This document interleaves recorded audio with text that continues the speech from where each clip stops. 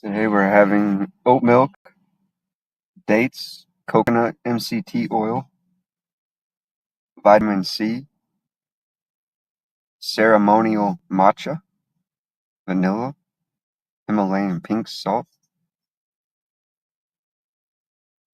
green tea, rosemary, reishi, maitake, and monk fruit.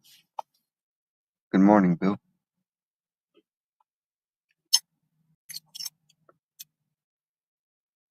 Cheers. Top of the bottle. Ooh, that's creamy.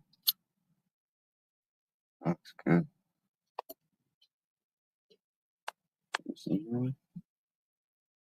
Oh yeah. Oh yeah.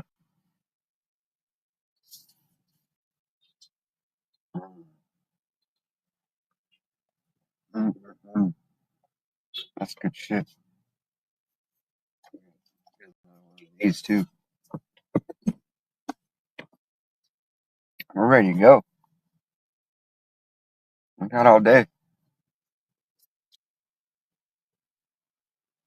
No, the mods can't get a privacy complaint. It's only against the channel. It's alright. It's alright.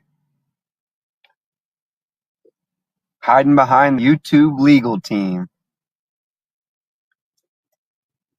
Entered himself into the YouTube Witness Protection Program.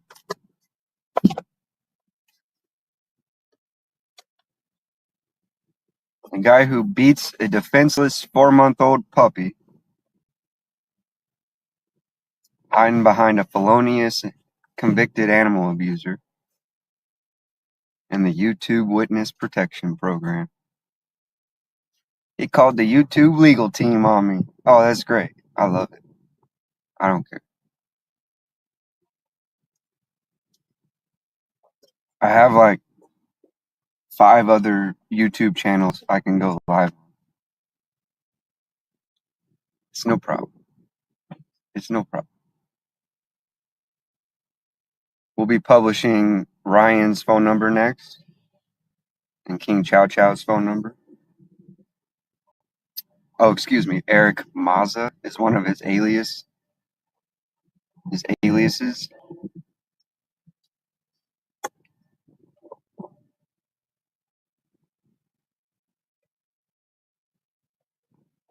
60 milligrams of caffeine, refined sugar, clean caffeine from green tea. That's good shit. Who am I talking about? Ruff, the 4-month-old. Ruff is the one who I witnessed beating with my own eyes. I witnessed him beating a 4-month-old defenseless puppy for moving, for not being completely, perfectly still.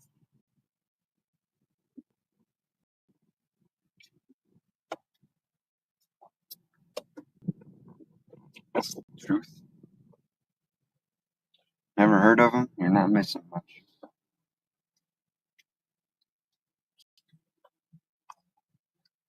You're not missing much. We were streaming at the same time yesterday when he was filing privacy complaints against me. Actually, Ryan was on his behalf.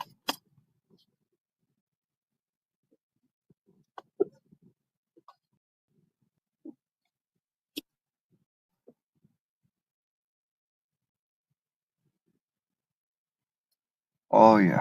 What up, Jay Free?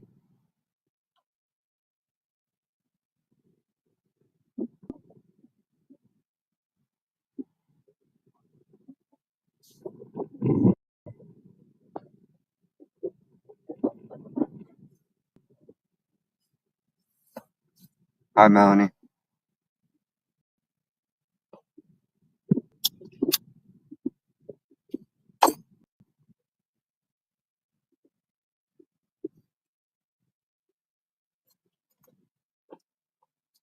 Why is Ruff doing that? That's a great question. Why would some big, tough, tatted internet gangster with big guns.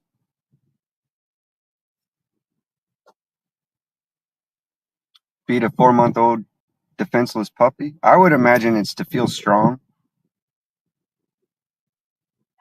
Sounds about right.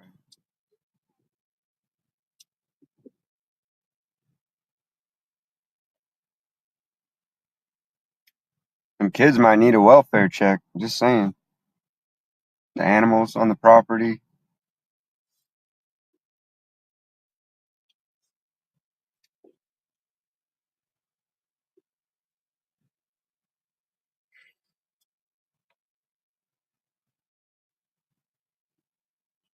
The multiple guns, being a convicted violent felon.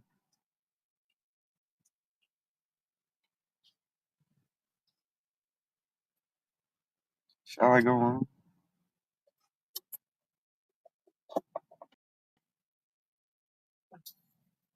I shall.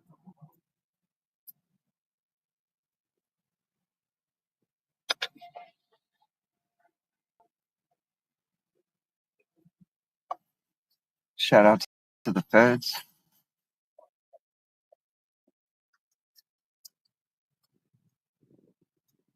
Is that his blackmouth cur? That is Chancho. Chancho. Man. Such a sweet, innocent little soul. Just wants to be loved. Really, truly the best little puppy. I was gonna let him and my dog mate.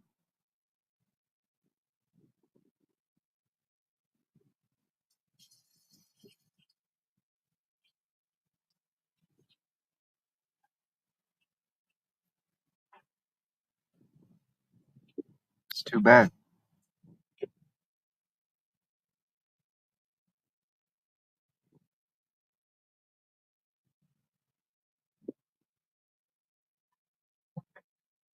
He calls it establishing dominance through paying compliance.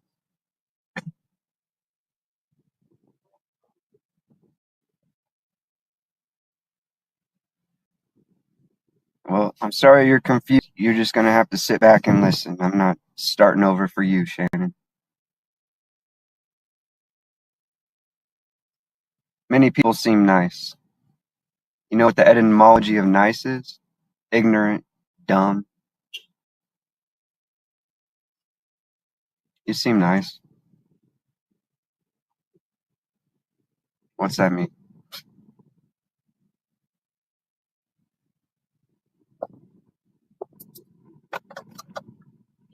Sit back, listen, get a grip, or not. I couldn't care less. What's up, Wanda?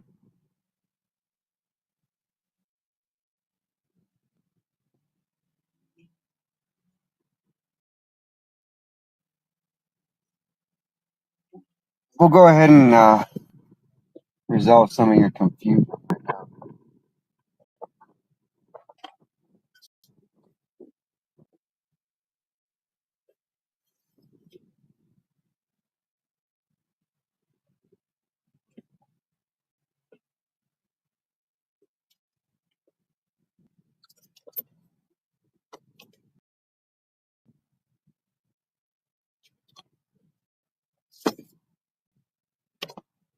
Well, it's all out there. If you don't get it by now, there's, like I said, I can explain it to you. I can't understand it for you.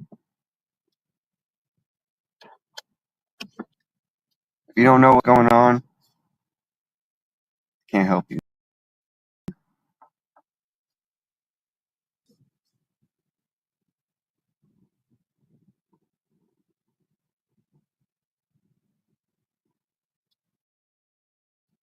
But I don't have time for people, unfortunately. I owe no responsibility. Confused people.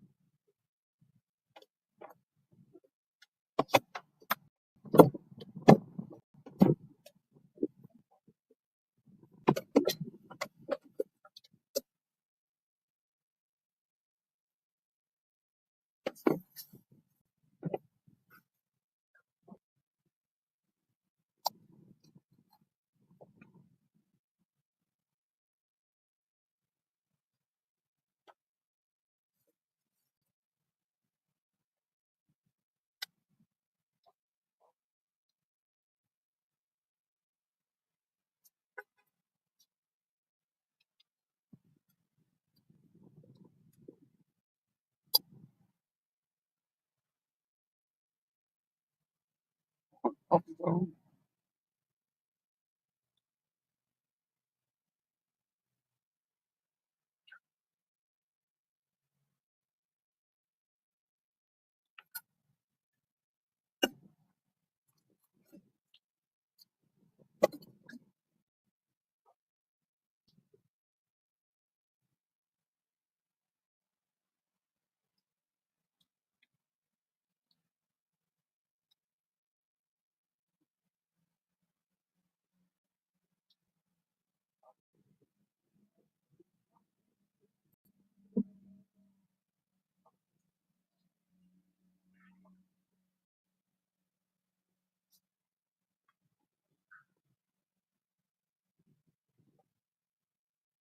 something about warrants.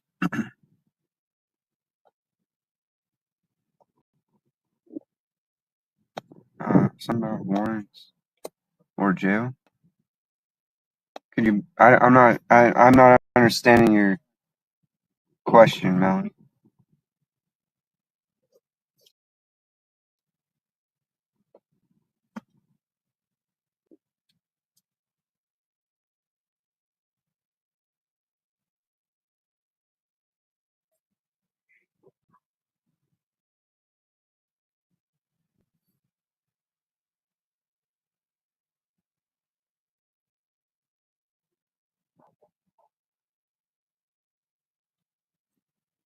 I can't be responsible for your feelings, Shannon. You're responsible for your feelings. If you feel insulted, you have the responsibility to address that or move on.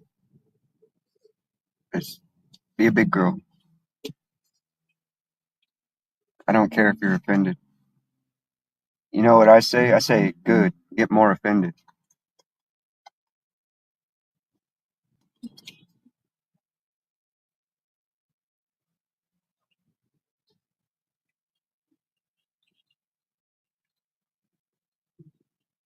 I don't understand if you don't want to be on this live. I do want to be on this live. What are you talking about? You're going to have to articulate yourself using complete sentences and proper grammar, preferably.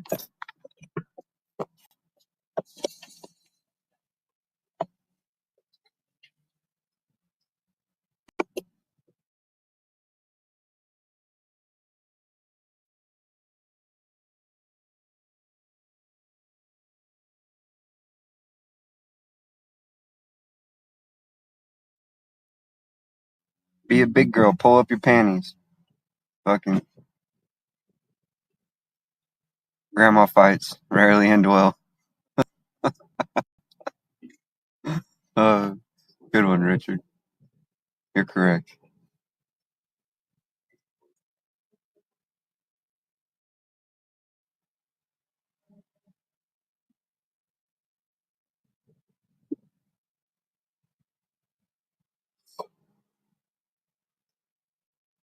Yes, I am live. Tell us what you want us to know. I don't want you to know anything. I don't care. I've said all I need to say. I'm just chilling. Tell me what you want to know.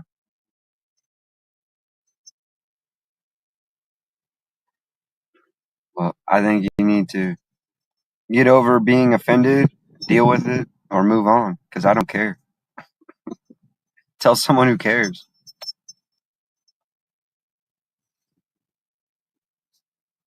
I don't care that you're offended. Like I said, good. Get more offended.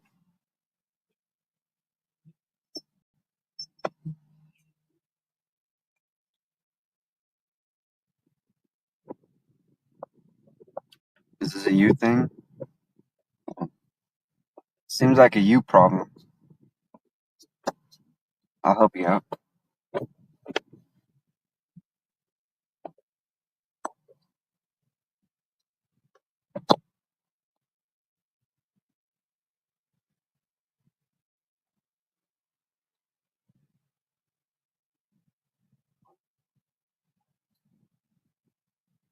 I can help you out.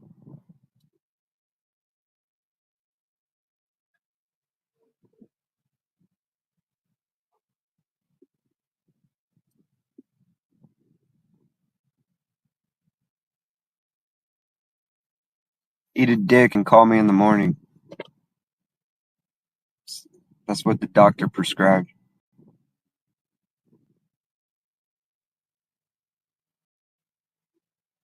24 hours.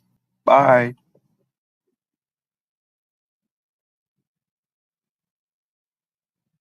You still don't know why what? Like I said, complete sentences. You have questions, form them in complete sentences. How's it going? It's going good, Sabrina. Thank you. How are you?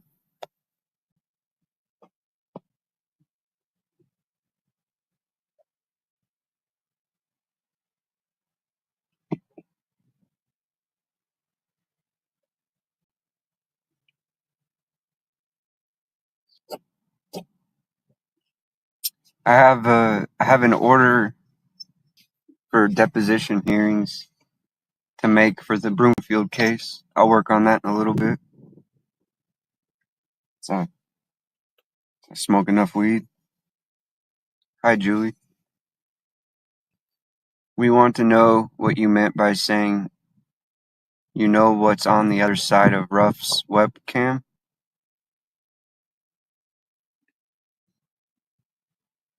Just say illegal shit. Feds might be interested in.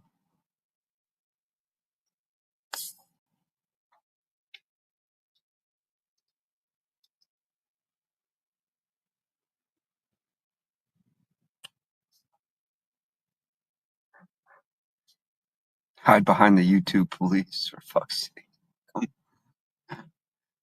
Come on. Keep the faith. Right on. Thanks, Biscuits and Groovy.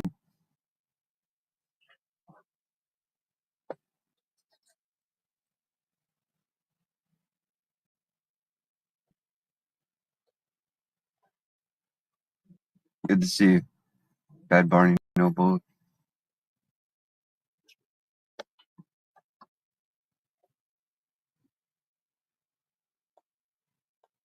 Hi, PayPal me.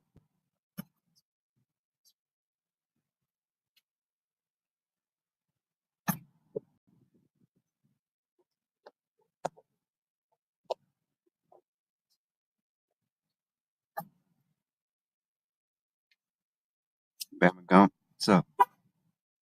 Peace.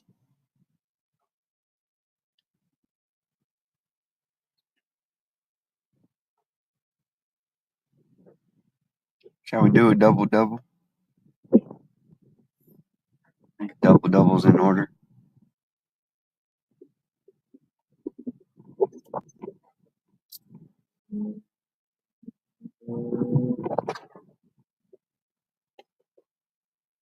Well, we better take a nice some sip of some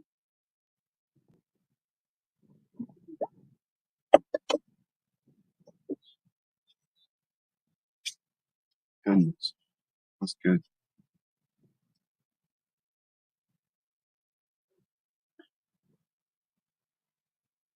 It's hot when the sun comes out, but when there's cloud cover, it's a cool breeze. It's just about perfect. I don't know if it gets much better than this. I bet a double double will warm me up.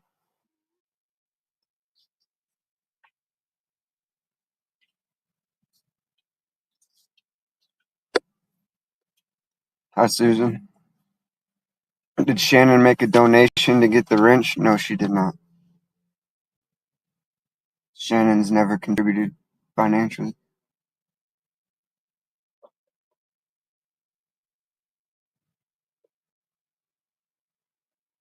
Is it true that Direct Dookie stuck a phone up his dookie hole? That's what he says.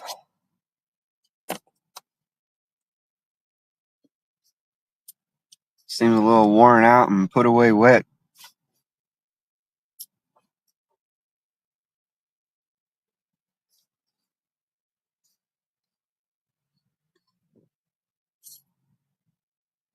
That's what he says. Yo, what's up, Rick? Does DD abuse everyone in the house? It looks like it. I've only witnessed with my own eyes him abuse the dog.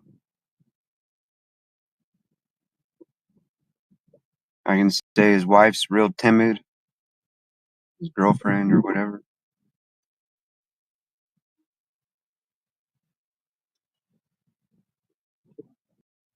And I can say that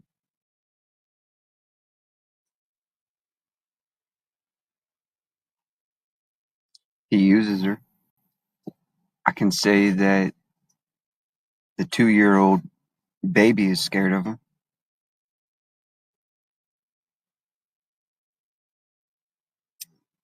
That's about all I can really say.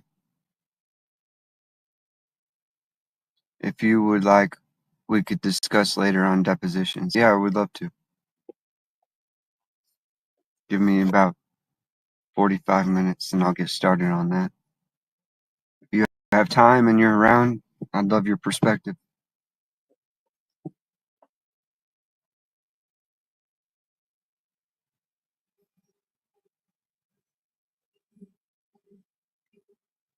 You need to get stoned first. Don't let the internet get you.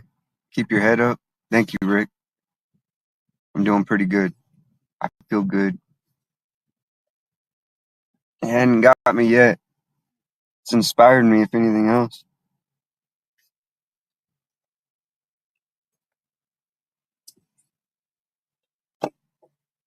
I love it when perps scream victim. I get the tingles inside and I get fired up. It gets me going.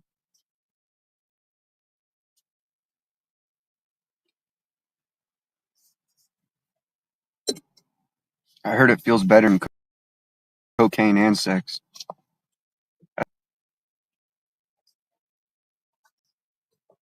Speculation.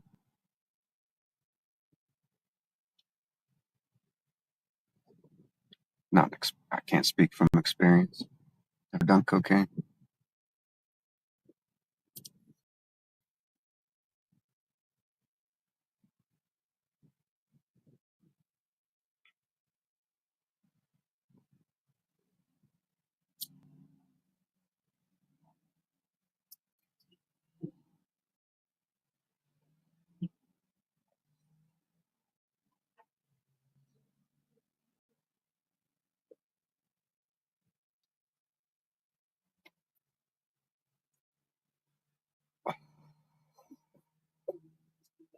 Oh, double double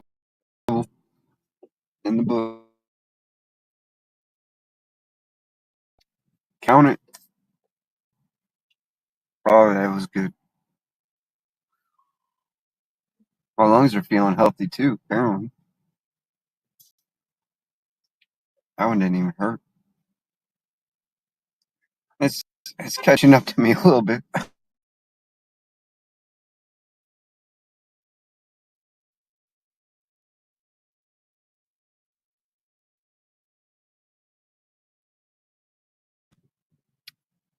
Not here, I'll call you. You're gonna call me.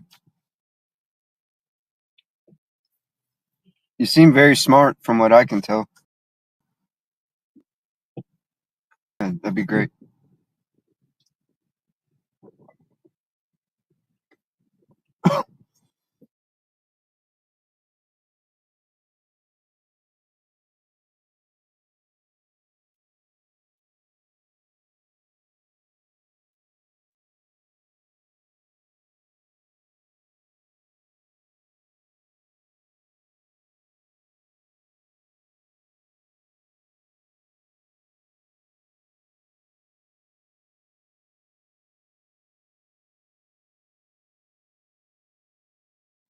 Yeah, Billy.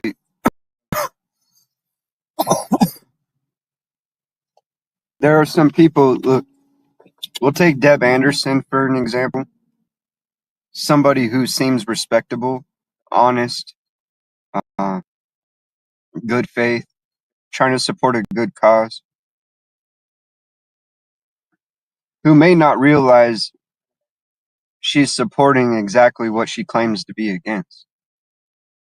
So, in a sense, I feel a responsibility to people like that.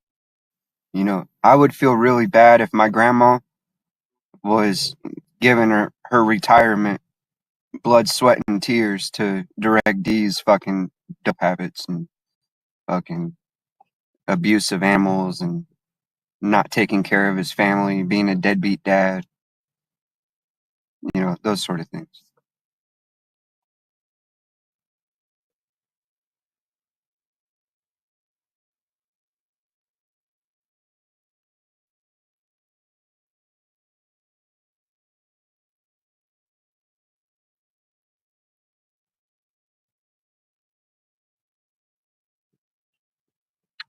You know, they don't have a way out. I feel bad for his family. I mean, it would be an appeal to emotions to say, and it just doesn't really hold up logically to say I'm doing this, but in a sense, I am. You know, I'm not doing this to direct D. I'm doing this for direct D. He needs to get his shit together. He needs to get his priorities straight. He's got two young boys that depend on him. He's an abusive, violent person. Um,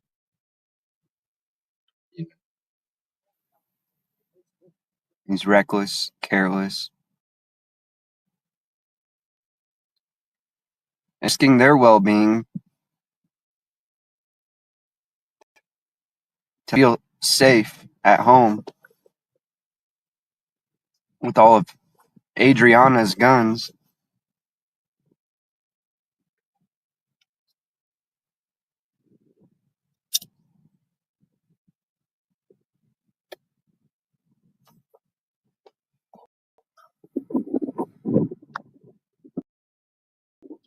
So that's the truth.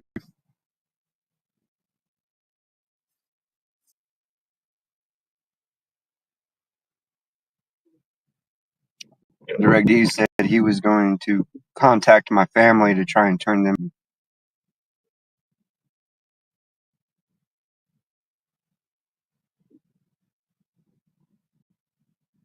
It's quite a joke, indeed.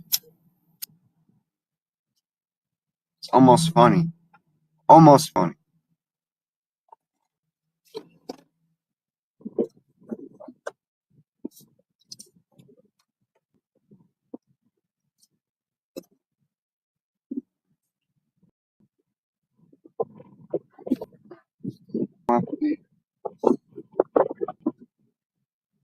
Claims without evidence get dismissed without evidence.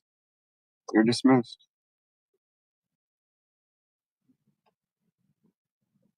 I don't have time for groupie little bitches on the internet. Nameless, faceless, voiceless defenders of 4-month-old puppy beaters.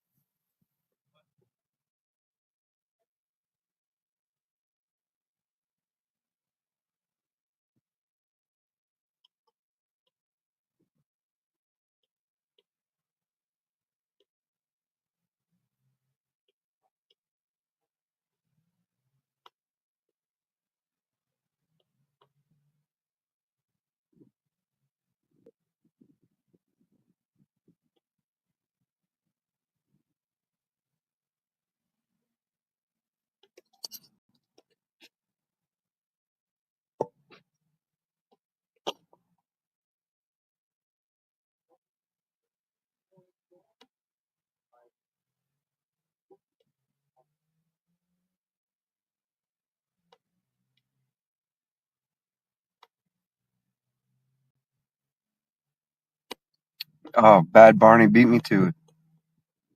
Thanks, Bad Barney, no bullet.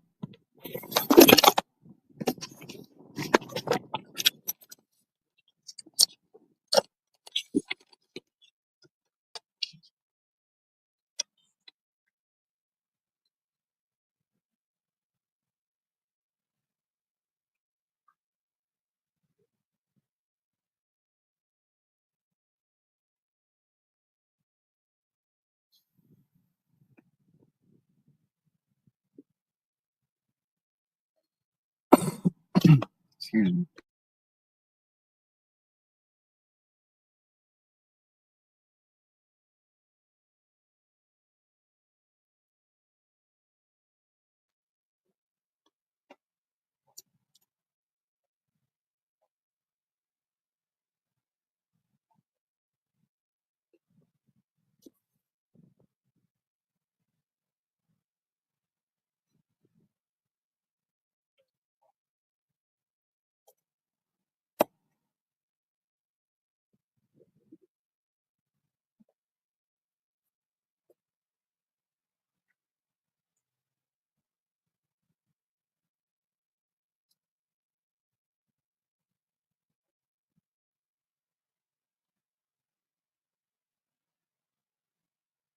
Sneaking away is all that came through interactive reality TV. If you put something else, YouTube automatically censored it. It didn't show up.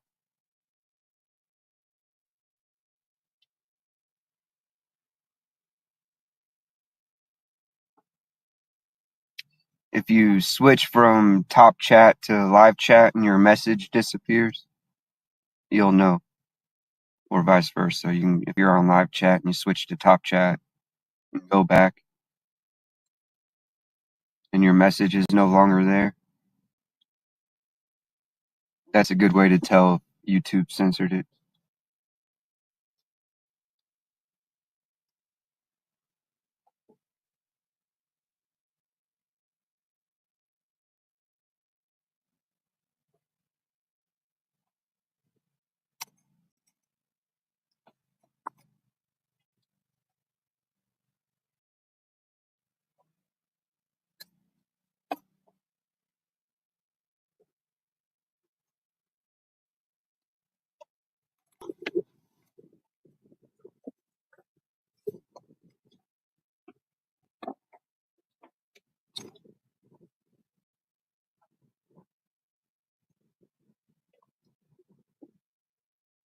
I said you should have confronted him with your accusations and recorded it to show your side of the story instead of just quietly leaving.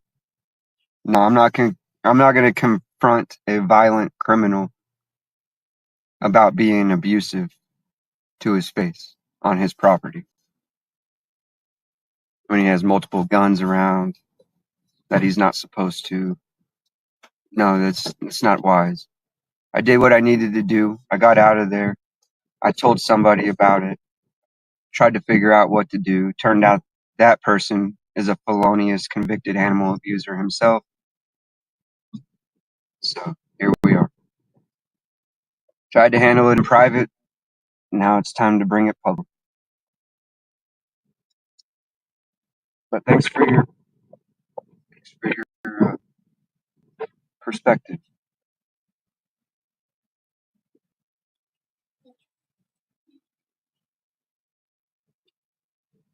I got to blow my nose.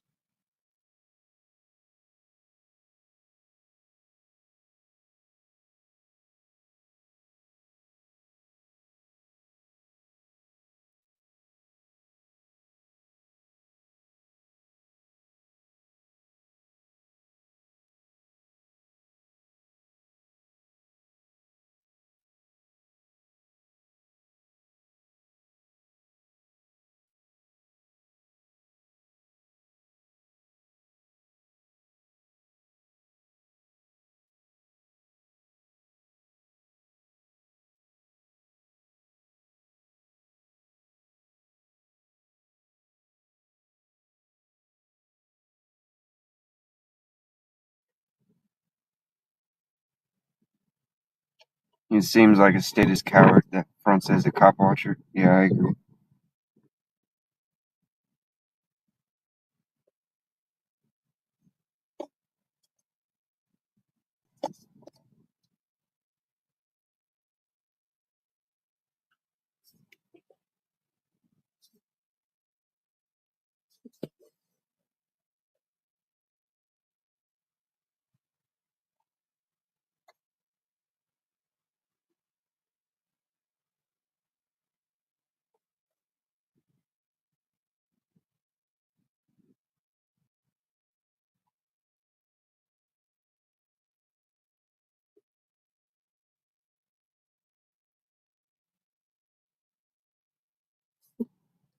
Cowards with guns are very dangerous. Couldn't agree more. Bad Barney, no bullet.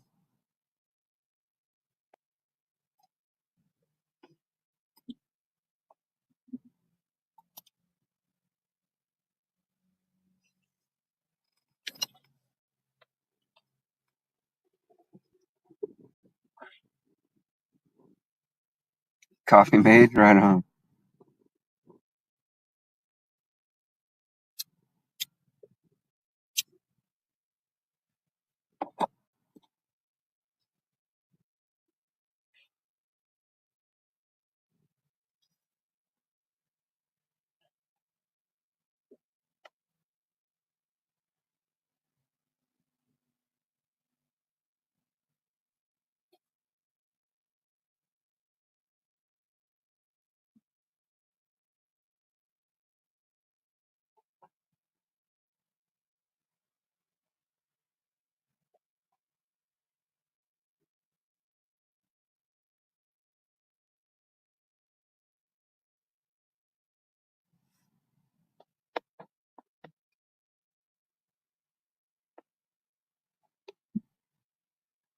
Nailed it.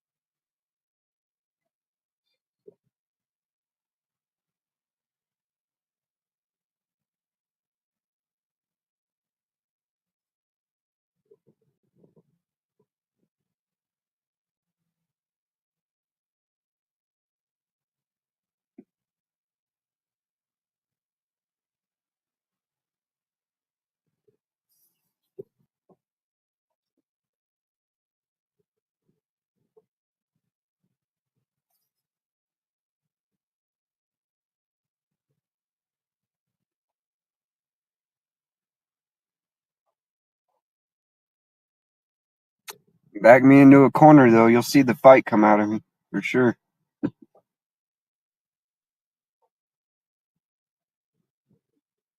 You'll see the dog in me.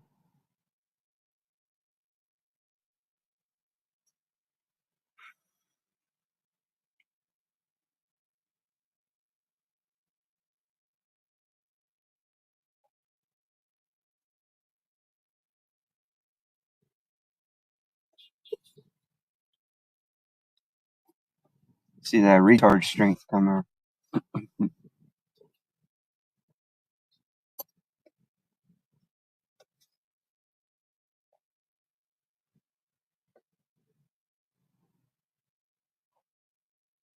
So he illegally possesses guns, but shits on people for exercising rights. Double-minded fucktard.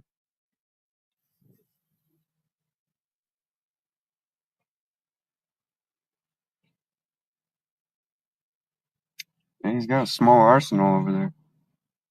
He's got several guns. Big caliber rifles, assault rifles.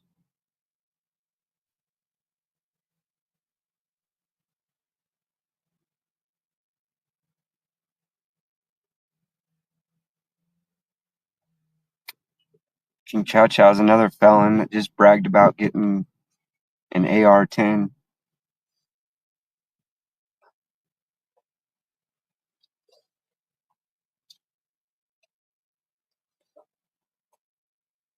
Water always seeks its level. That helped. Sit back and relax. Maybe you'll see another perspective. If not, too bad. Sad.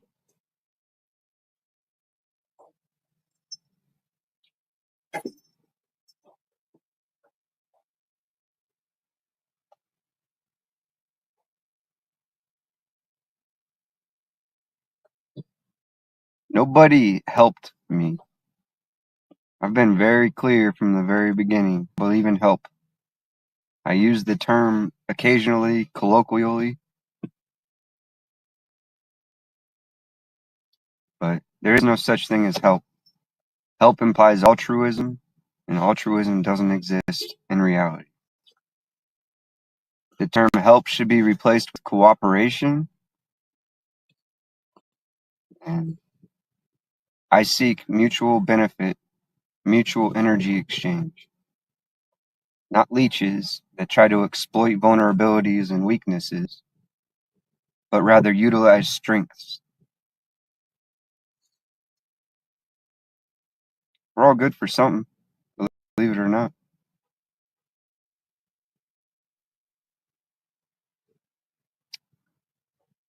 Nolans can get Second Amendment back after 5 years of completion of all terms. Fair enough. That might explain it.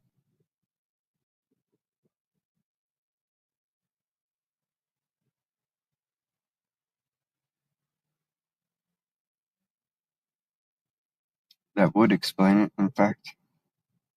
Thank you for the explanation.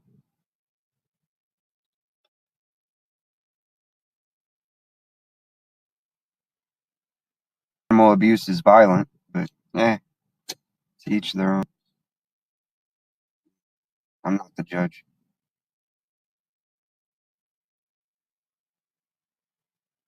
Convicted felony, felonious animal abuse. Not a good look.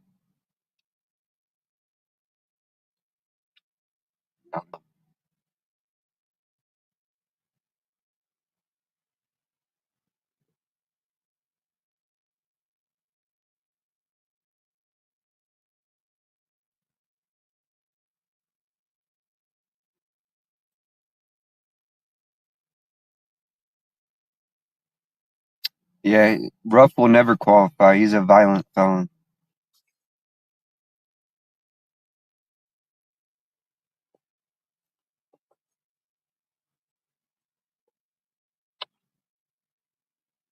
Unless the feds change their rules.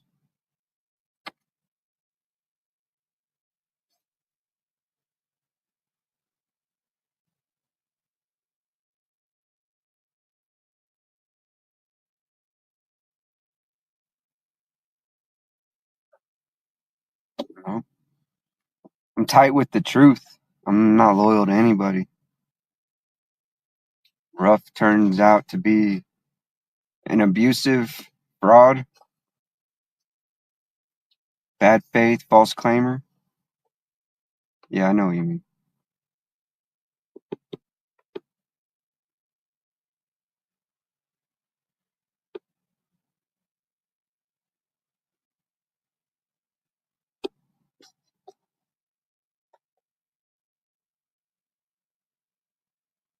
The case went before the Fifth Circuit. Yeah, that was recently. I know that made big news.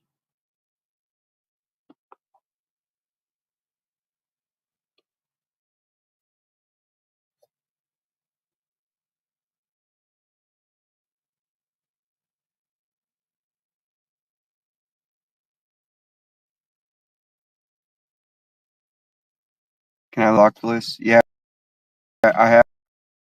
I recently cleared it all out. Well, too, but there were hundreds of people on the blocked list. I cleared them all out.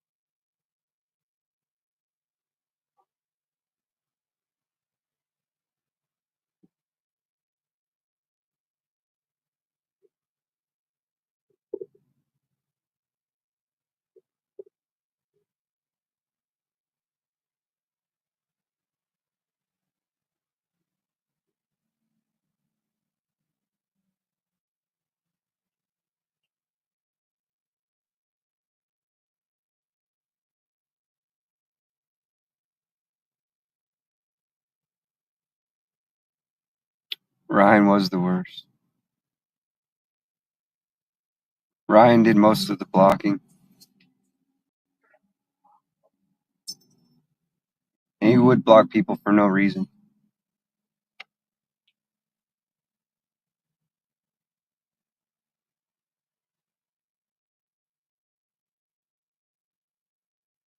I got warm again. Sun's cooking.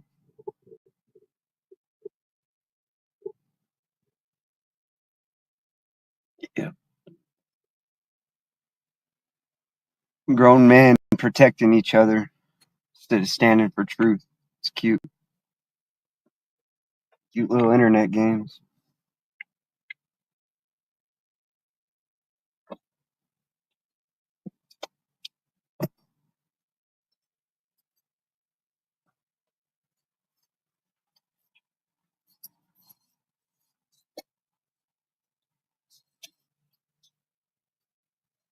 Rob turned out to be worse than San Joaquin.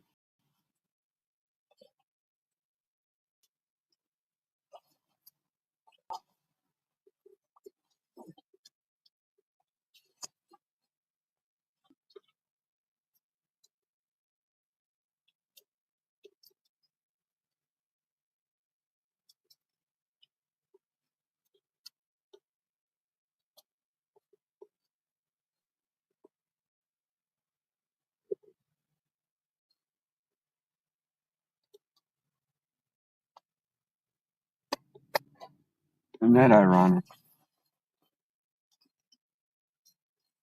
That's awesome.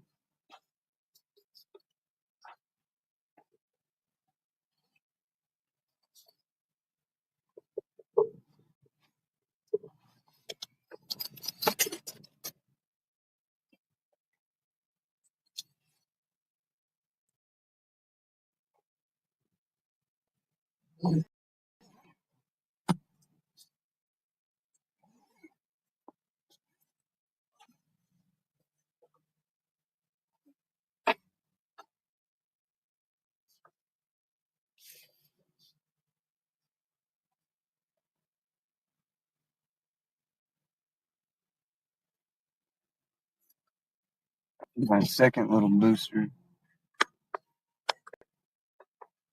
Oh, this thing is not gonna balance. Put this back up there.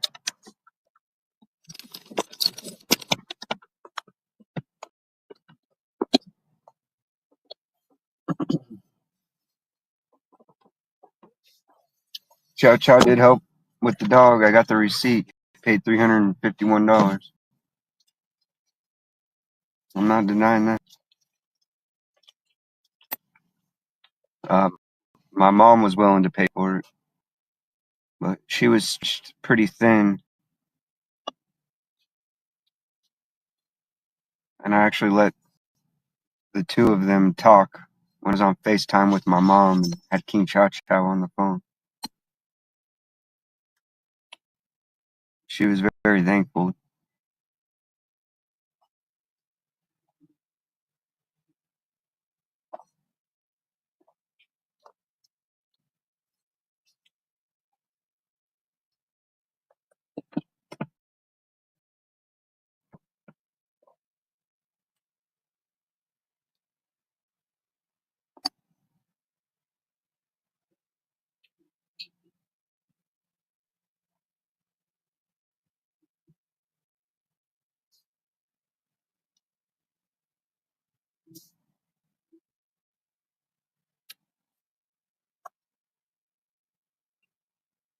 What's the name of your main account? Hi, Chris.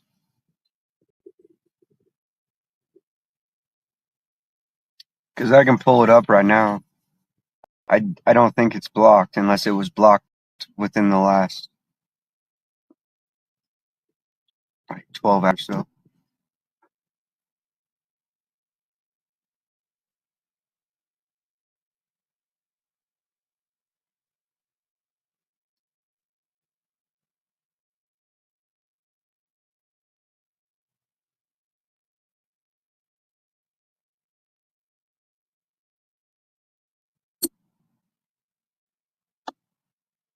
oh, okay. Thank you. You're not blocked.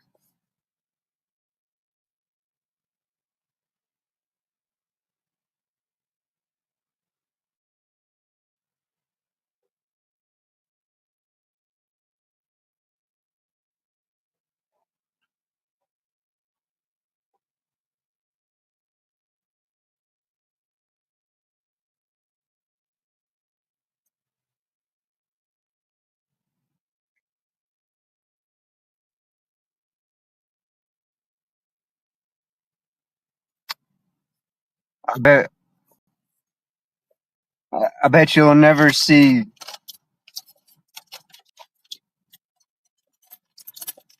I'll pay someone $100 if they can get Christopher Ruff to do this.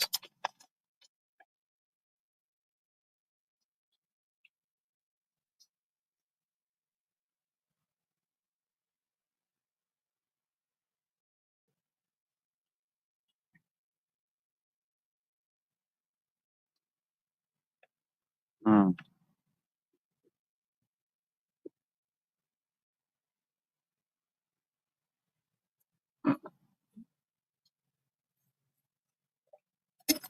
Show us that concealer, cutie Chris.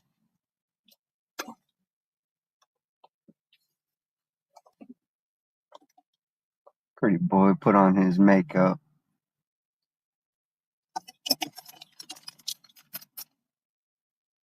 He's got like all these open wounds, like especially right here, but they're like all over. Which I mean, I never saw him do it, but I see a lot of meth heads out here looking like that.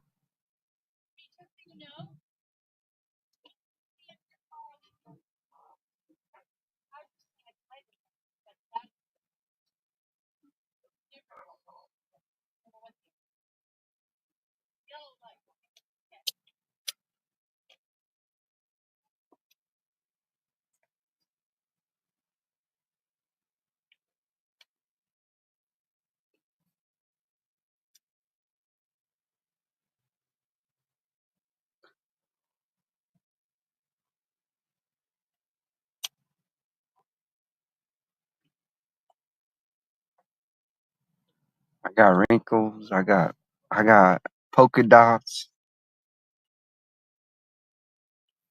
Got bumps and lumps and sun marks. I used to have like my whole face was discolored from the sun.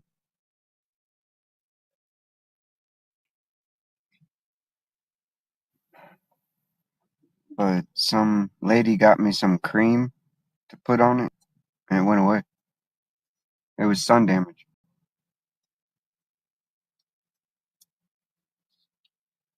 Didn't know. I don't wear makeup. That's one thing I don't do. Too damn good looking.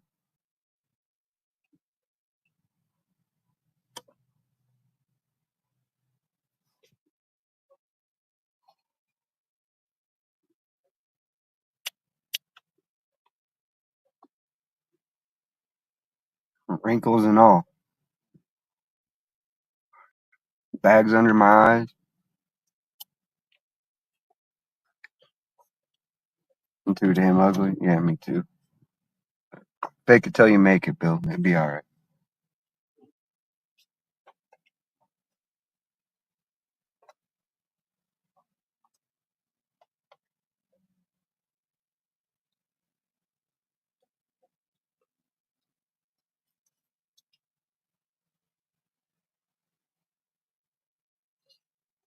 Don't forget the filter too. Yeah.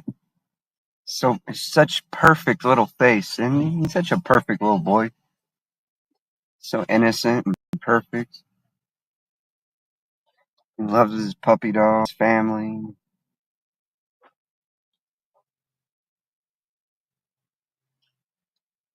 and freedom and America and rights and truth, activism and victims. Oh yeah. Does he actually wear makeup? Yeah. There's two little containers. I don't know what they are. They're like little containers with like little rolly balls. They're like little see-through plastic containers, like finger length, maybe nickel to quarter size round, little cylinders with like little rolly balls. So they got caps on it. He takes off the cap and he rolls on this concealer every day. I mean, he won't leave the house without it.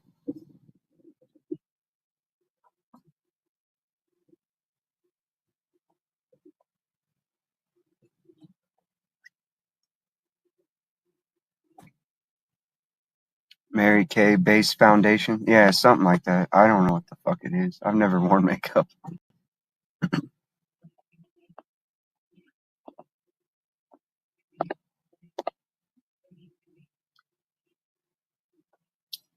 I'm perfect in all my imperfections. I think that's some weirdo shit.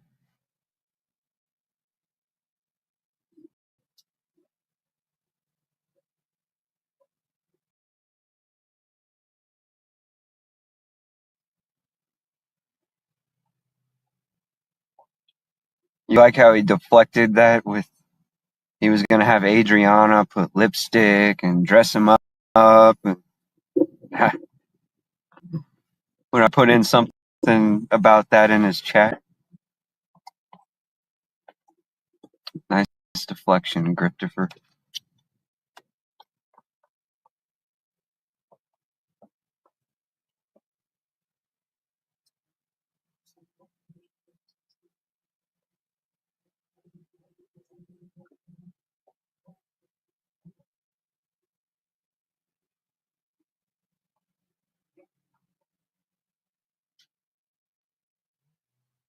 My daddy doesn't wear makeup. What color is the container? It's clear, but the stuff's like, you know, slightly tan complexion.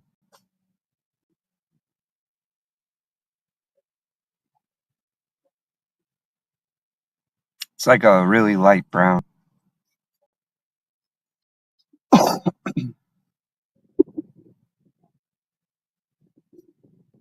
He's got two of them, and they're sitting right by the mirror. So he walks up the steps into the trailer, because he streams from the little building that's built onto the trailer. So he walks up the steps into the RV, and there's like a little mirror there, and he's got two little containers of concealer right there.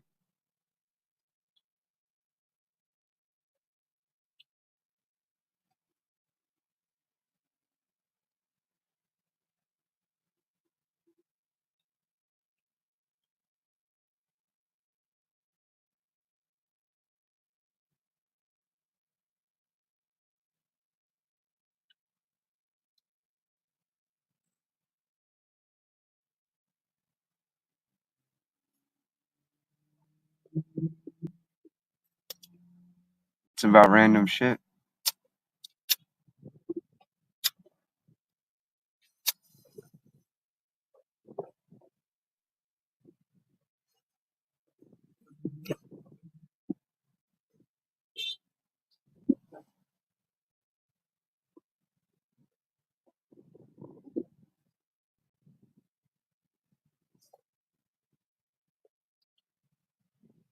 And I got more live viewers than Grifter, the 4-month-old puppy beater, could get in his 538,000 subscriber channel. It's got 538,000 times the subscribers.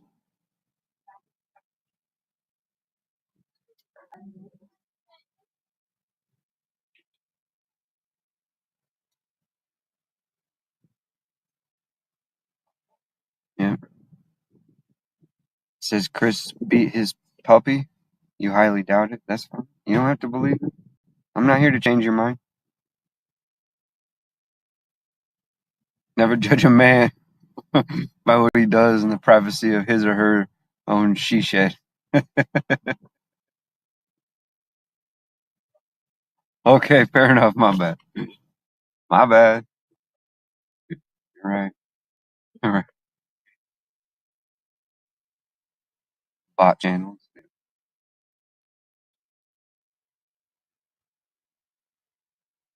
Boy, he's really got status. And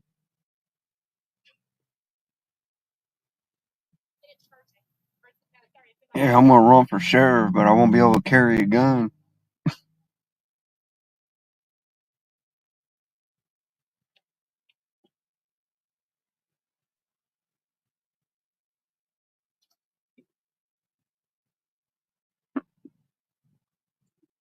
Let me help you out, Chris.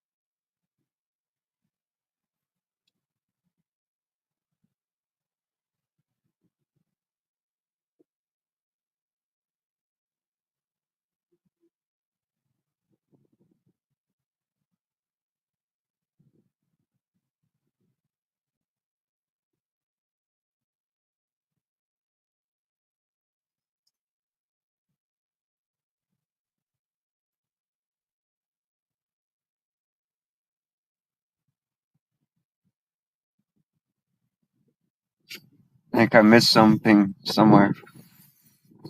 What's up, Charles Darwin? Yeah, if you have any questions, fire away.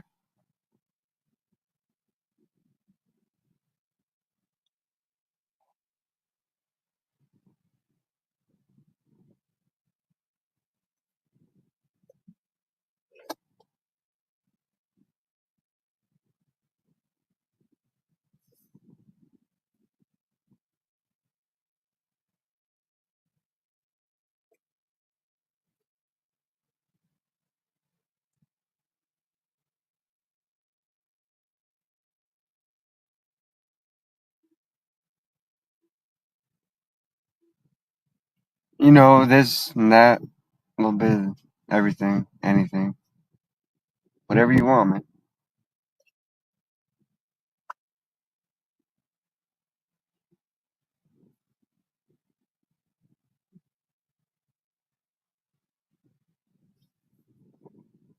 Talk about whatever you want.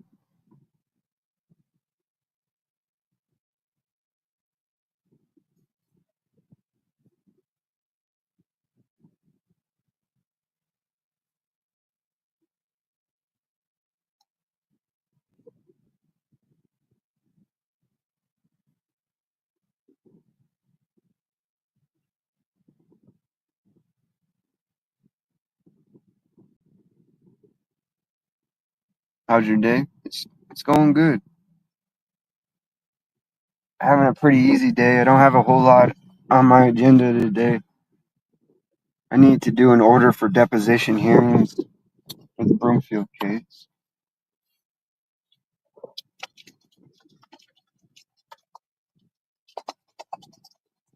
Well, that's it. Should be pretty easy. It's pretty light day today. More of a recovery day. Take some supplements.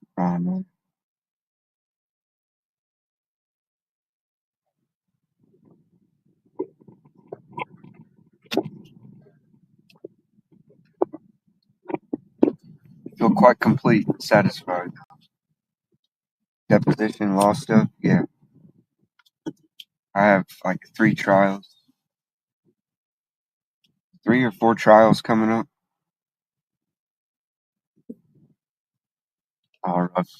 Rough sending me some messages.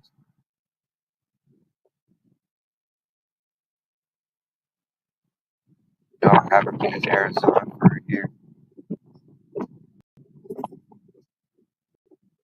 Never said he was in Arizona. Go ahead. Send some messages. Drag family into it. You're fucked, buddy. Sure. Some animal welfare advocates and child welfare advocates might be checking on you soon. Sue me.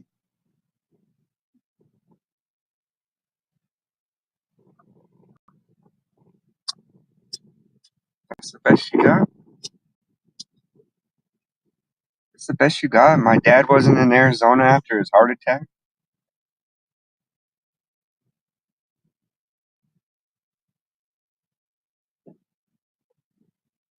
It's the best you got.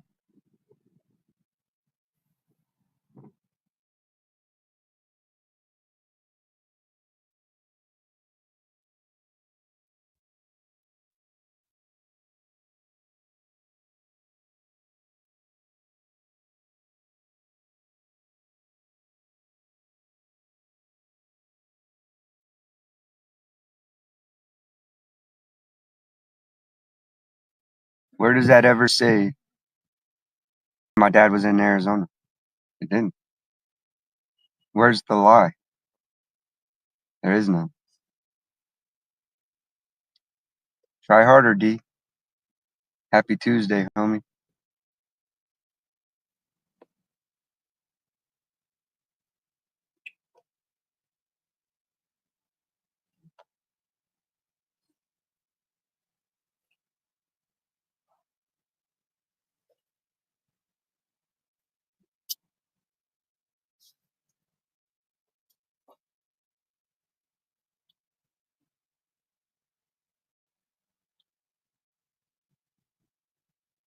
That's all you got in response to you beating your dog?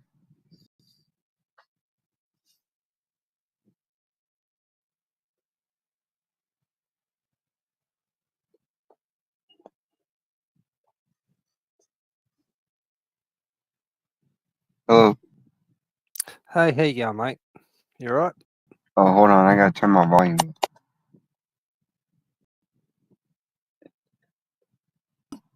Hey, how's it going? Yeah, not too bad, mate. Not too bad. I was reading some of the stuff that before, and I was like, "Hmm, that sounds a bit rough."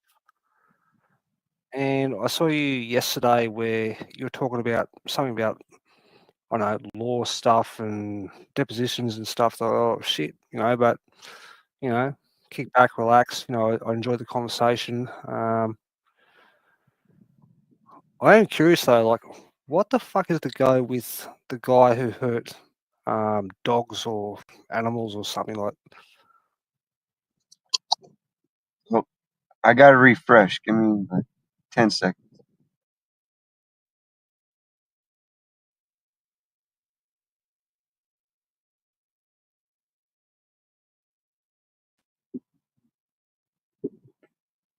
Okay, so that guy is Christopher Ruff. He lives in Apache County, Arizona. He goes by Direct D and multiple other YouTube channels.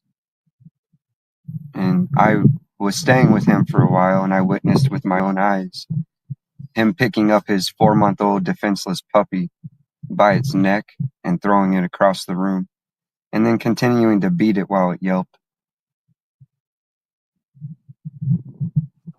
Ooh, yeah, people like that. Yeah, I'm not good with people like that at all. No, Um, I look, I understand, like, there are times where you need to go and fight. There are times where you need to go and put your foot down, etc. As a guy, this happens, but when you have something that is literally defenseless, that's where you turn and go, you know what, fucking, I'm gonna leave that thing alone. But if you see some guy do that sort of shit, that is not someone that you want to have as a friend. That is not someone you want to interact with. That's someone that, you need to cut out of your life. Like, get the fuck out. Don't ever talk to me ever again. That's disgusting, dude. It's fucking horrendous. You know? Sorry, look, I'm Australian, so I do tend to swear quite a lot. And I understand that, people in North America don't like swearing, but, that's how we do shit. Sorry. very good perspective. I appreciate it. Yeah, people people who beat defenseless things, whether it be children, animals, men beating women, it all goes hand in hand. It doesn't start and end with them beating defenseless animals. Mm. Well, there's always a thing, like, you'll see someone, that you grew up with where, I don't know, they start fucking pulling flies' wings off or something. And then they go and they start, fucking with frogs. And then they go and do something, and it's like step by step by step by step. One day you realize that that person is now an actual adult, and they're not playing with fucking bugs and frogs and that sort of shit. They're playing with animals and people. People like that you do not want in your life. There is something seriously wrong with their brains, and unfortunately, we don't have asylums anymore where you can put them in where they can go and just live behind bars and they can't hurt anybody. You know.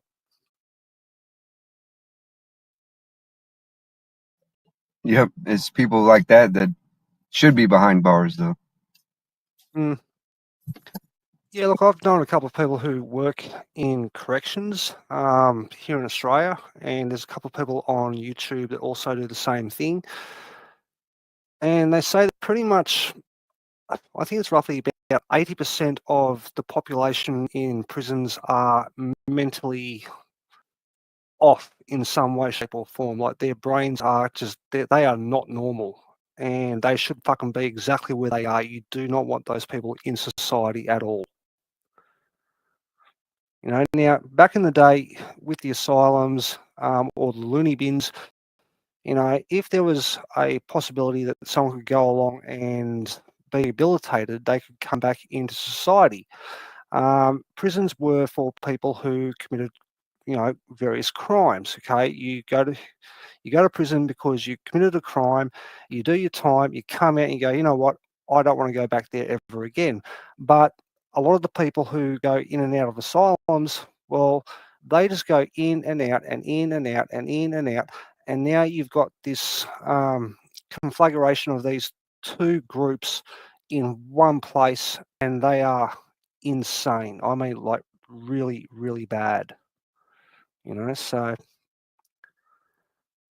or we could do the Chinese thing where, you turn around and you say, okay, you did something, it was horrendous, so we're going to take you around the back of a building and there'll be a couple of pops and then we'll send the price of the bullet to your family, beginning, middle, end. And I don't feel bad about that. I really don't. Yeah. I'm with you. I don't take pity on that sort of thing.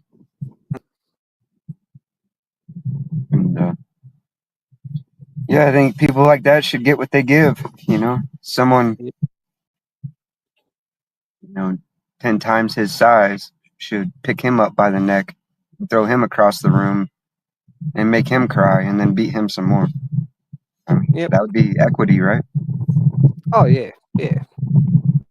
I mean, here in Australia, we have, what do you call it, RSPCA, which is the Royal Society of Prevention of Cruelty to Animals or something. There's something similar in North America and in Canada, where it's like, we're trying to go and make sure that animals don't get abused by people. The problem is that when someone abuses an animal, it's like a fucking fine, like a $200 fine for doing whatever you did, where you killed an animal badly in really untoward circumstances. It's like, oh, well, I get a $200 fine. Where's the inclination to not do that again? I think that if you go and do that sort of shit to an animal, you go to jail for fucking 5 years minimum. You fucking smash a puppy against a wall. You fucking go and take a kitten and throw it underneath a fucking lawnmower. You do whatever the fuck it is you want to go and do. Cool. We will find you and we will go and put you into prison. And I'm not talking about fucking some little fucking holiday camp where all the fucking bankers go to. I'm talking about pound you in the ass fucking prison on day one. You go there for 5 years. When you come out, well, will you fucking hurt an animal ever again? I doubt so. I doubt that you will fucking go, you know what? No, that was bad enough. I don't want to go back there ever again. But that's just me. I completely agree. These abusers are almost being protected and enabled to, almost encouraged. Well, I think that's the issue though. Like, there's no inclination for them to stop doing what they're doing, like at all. And if you catch them doing something at least once, there's a very good chance that they've done that multiple times where they were not caught at all. And so it's like, okay, fucking, do you, it sounds bad what I said, but, every person I've ever known who would do that sort of shit, there was a lead up to get to that point, and a few of those people ended up doing it with actual people, and now they're in prison. So, fucking, it's like I'm testing the waters. Can I do this with this? Can I do it with that? Can I do this and this and this? Eventually, I get to a point where I go along and I do it to a human being, and eventually I now get caught. All right. This is the thing. These people don't fucking stop until they realize that there are parameters that they cannot cross. So,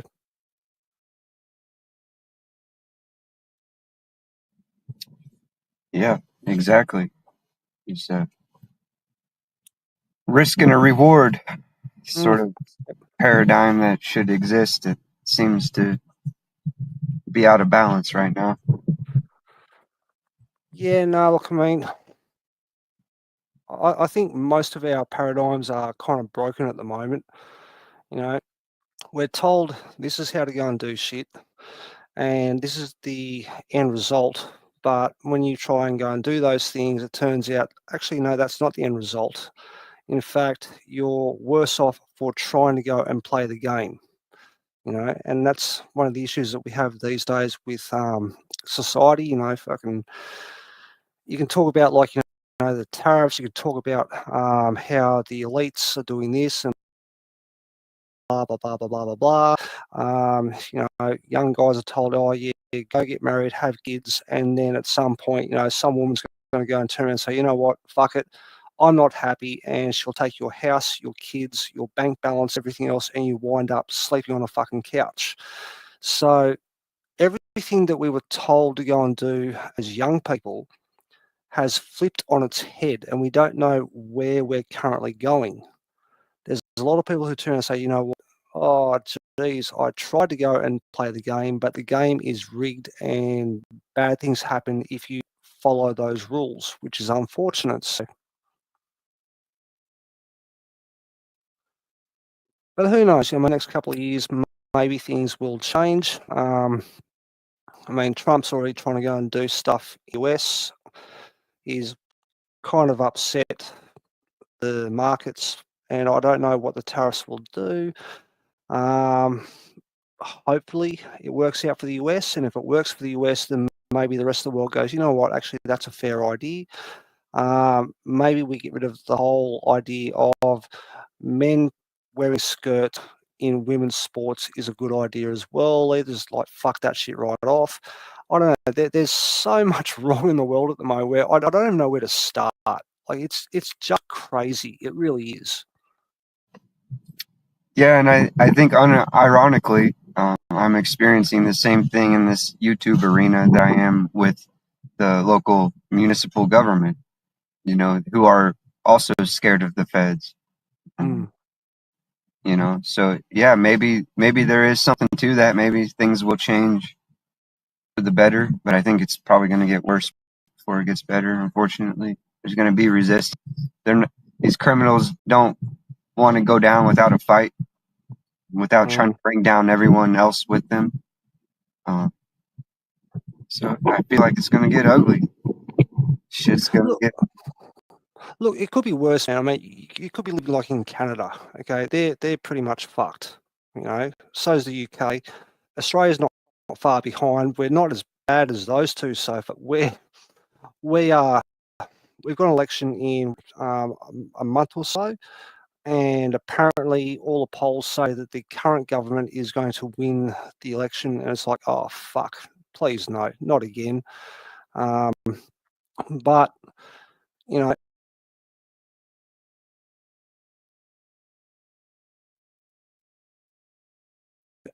I want to see what Trump does, and I want to see how it works in 6 months' time, 12 months' time, and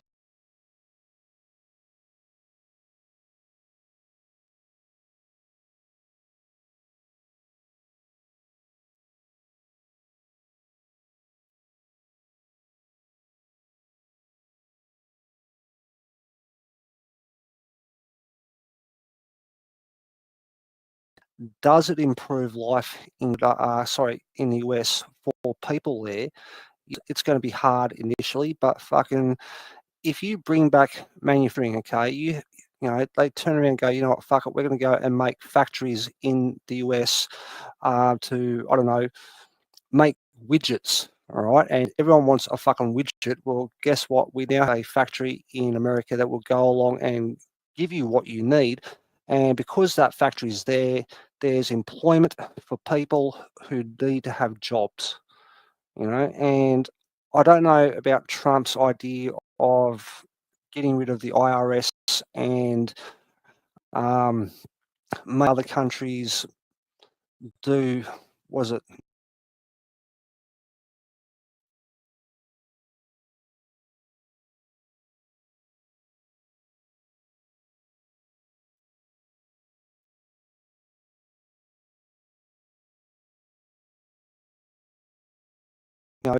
pay the taxes instead of what you would otherwise get if you were getting tax or anything else. But I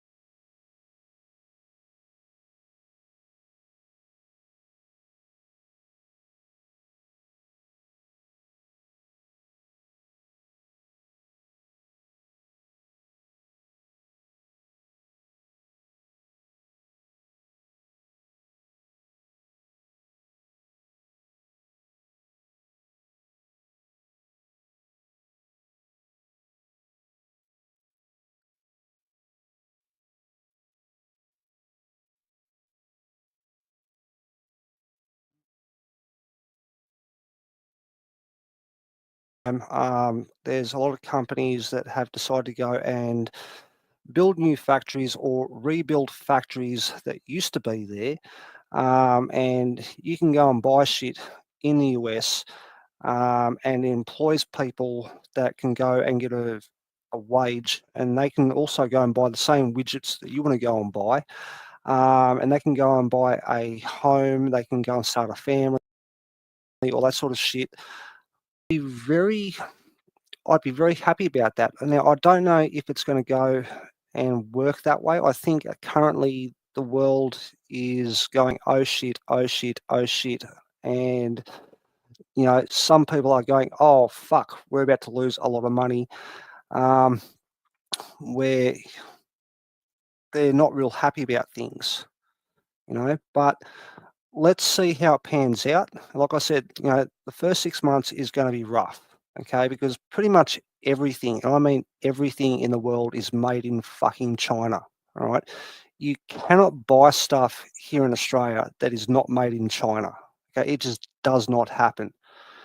And I remember tariffs back in the day when Australia actually had tariffs back in the 1980s, where, let's say you had a t-shirt company, all right, and you made a t-shirt and you sold that t-shirt for $20, all right, $20, not a problem. If a Chinese company tried to go import their t-shirts, all right, and their t-shirts would cost $5, the tariffs would make sure that that Chinese t-shirt was $20. So you had a choice: do I want the Australian t-shirt or do I want the Chinese t-shirt? Okay. Then the government turned around and started getting rid of tariffs. And eventually the $20 Chinese t-shirt became $15, $10, $5. And now they're competing with an Australian company that makes t-shirts. And eventually the Australian company went bankrupt, or they moved their production over to China. All right. And even the companies that moved over to China also went bankrupt as well, because they could not compete with Chinese slave labor. Simple as that. All right. So now everything here in Australia is made in fucking China, including some of our food. All right. You cannot find anything that's not made in China. All right. If you bring tariffs back to a country and you say, okay, we want to go and reindustrialize this country by putting on tariffs and telling the rest of the world to go get fucked, we're going to do shit here. I understand there's going to be an issue where you have to go and start getting people to build fucking factories or rebuild factories, and some of the people who may have retired that have skills that you need, you may want to go and say, hey, look, can you come back and teach some of the young people how to do the thing that you used to go and do? It's going to take time. It's not going to be easy. All right. Eventually, if it works, and as I said, if it works, it's going to be amazing for the US. And if it works for the US, then the rest of the world is going to turn and go, you know what? Yeah, we might start doing the same thing. All these fucking trade agreements where we lose our ability to go and sell stuff to some foreign country, and they dump our company with garbage, they're not great. Okay, someone is making money, and it's not people on the street. It's not me. It's not you. And I think that this could work quite well, but at the same time, I am a little bit hesitant to go and see if it will actually work. So, sorry if I spoke too much, dude. Like, No, I appreciate your perspective. Thank you.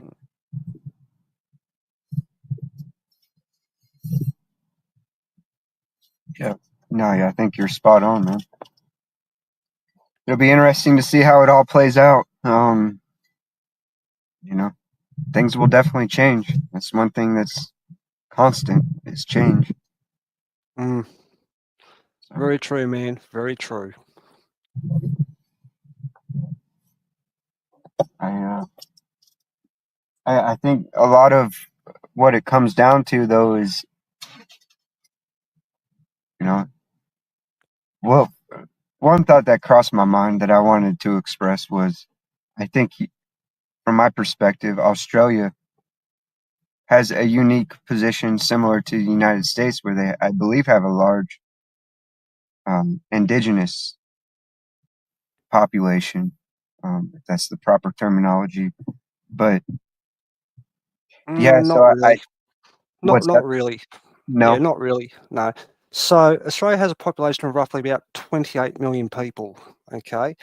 Um, During the last census, there was roughly 800,000 people who identified as Indigenous. Okay.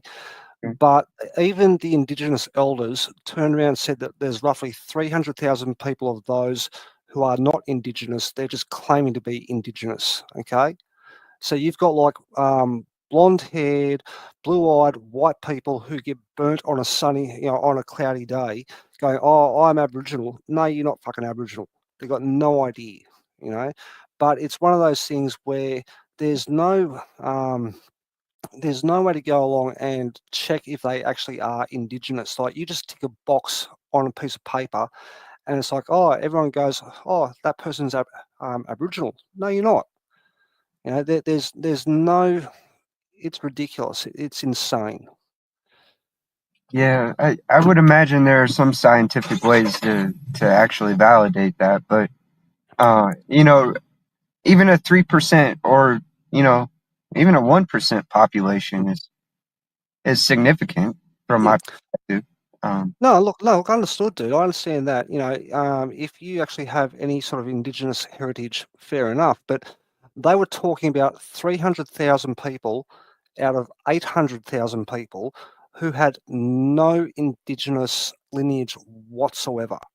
Okay, they just turned around and went, "Oh, I will tick this box and for say a job and you say, "Oh, I identify as Indigenous," then you will actually go and get like an interview. All right. If you're a white dude or a white woman, fucking you won't get an interview, but because you said, "Oh, I identify as Aboriginal," they'll have an interview and they will decide whether or not they want to go and employ you. That's how bad it is. yeah, and I hear that perspective, but still, like even conceding to that point, I, at 2% of that's only 1% of the 3%. So there's still Mm, 2% of the population that is allegedly indigenous. So mm. that's, to me, that's a very significant, it's going to be hard to, there are a lot of protections in place from my perspective that I think, you know, Look, there's a lot of protections, and I mean a lot of protections. So here in Australia, we have red tape, which is government stuff about okay what you can and cannot do. All right, then you've got green tape because the greenies want to make sure that you don't go and I don't know kill whales or chop down fucking trees. Then we have black tape. All right, and if you try to go and do something somewhere, okay, then the indigenous population of that area can decide whether or not you cannot go and do what you want to go and do. And they argue about um, projects, and sometimes a multi-billion-dollar project doesn't go ahead because some of these inner city um, left Aboriginals move to where this thing's supposed to go and happen, and they complain and they piss and they moan, they get on TV, and the actual Aboriginal population, who are literally black, say we want this fucking thing to go and happen, but these other fuckwits who came from half a world away fucking are saying, "No, you can't do this because you're going to go and destroy our culture and blah blah blah blah blah." It's insane. It really is. You know. yeah, I think pretty much every culture has been infiltrated, Mm, you mm. know, but yeah, Well, that's pretty, someone just mentioned in chat there, I think it was Freeman Press, China ain't playing. Well, here's the fun part, okay? We have, like I said, 28 million people plus here in Australia, and 800,000 people who identify as Indigenous. But here's the kicker, we have 1.2, 1.3 million people of Chinese descent, Okay, now, do you really think that if something was going to go and happen in the world in the next few years, like say World War III, do you think anyone gives a fuck about what abos have to go and say? No, not at all. All right. It will get nasty real fast, real mean, and geez.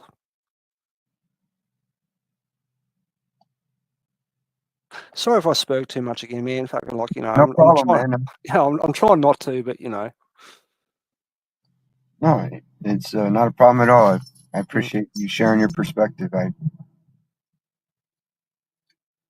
It's very interesting. And I think it's an Well, important conversation. hmm. Look, I mean, that's the thing. Like, I like to go and see what other people are doing around the world. Sometimes I totally disagree with what they're doing. Sometimes I think, oh, that could work. I don't know, but maybe yes, no. Other times you go, that sounds awesome. We should try that here. But unfortunately, our government is not open to ideas that work. They keep trying to go and do stuff that people don't really want to go and deal with, and yeah, you know, it's a thing. Yeah, yeah, that's. I feel like that's why we find ourselves in the situation we're in, is because people don't want to take responsibility for, you know, they want to delegate all their responsibilities out. Well, I mean, have you ever like dealt with a government department? Like, you have an issue, you call up or you walk in and say, "Hey, I have an issue," and the person you talk to behind the desk or on the phone, it's like, "Oh, well, that's not my problem. You have to go and talk to this other person." And then they go and they pass you on to this other person. And you get to that person and they go, "Oh, yeah, no, that's not my thing either." And round and round and round you go. And you don't actually get any sort of resolution to what the issue was that you came in the first place. That's if you can't go and deal with issues, then you should not be there. But that's just me. But government departments, don't even get me started. You know. Yeah, I did attempt to get into some government subsidized housing one time, and I realized it was all a sham. But Mm. yeah, so yeah, I realized that I was best off in my situation. Just making the best of what I got. I'm much more comfortable. I really enjoy my living situation. I wouldn't take a government subsidized housing opportunity to save my life.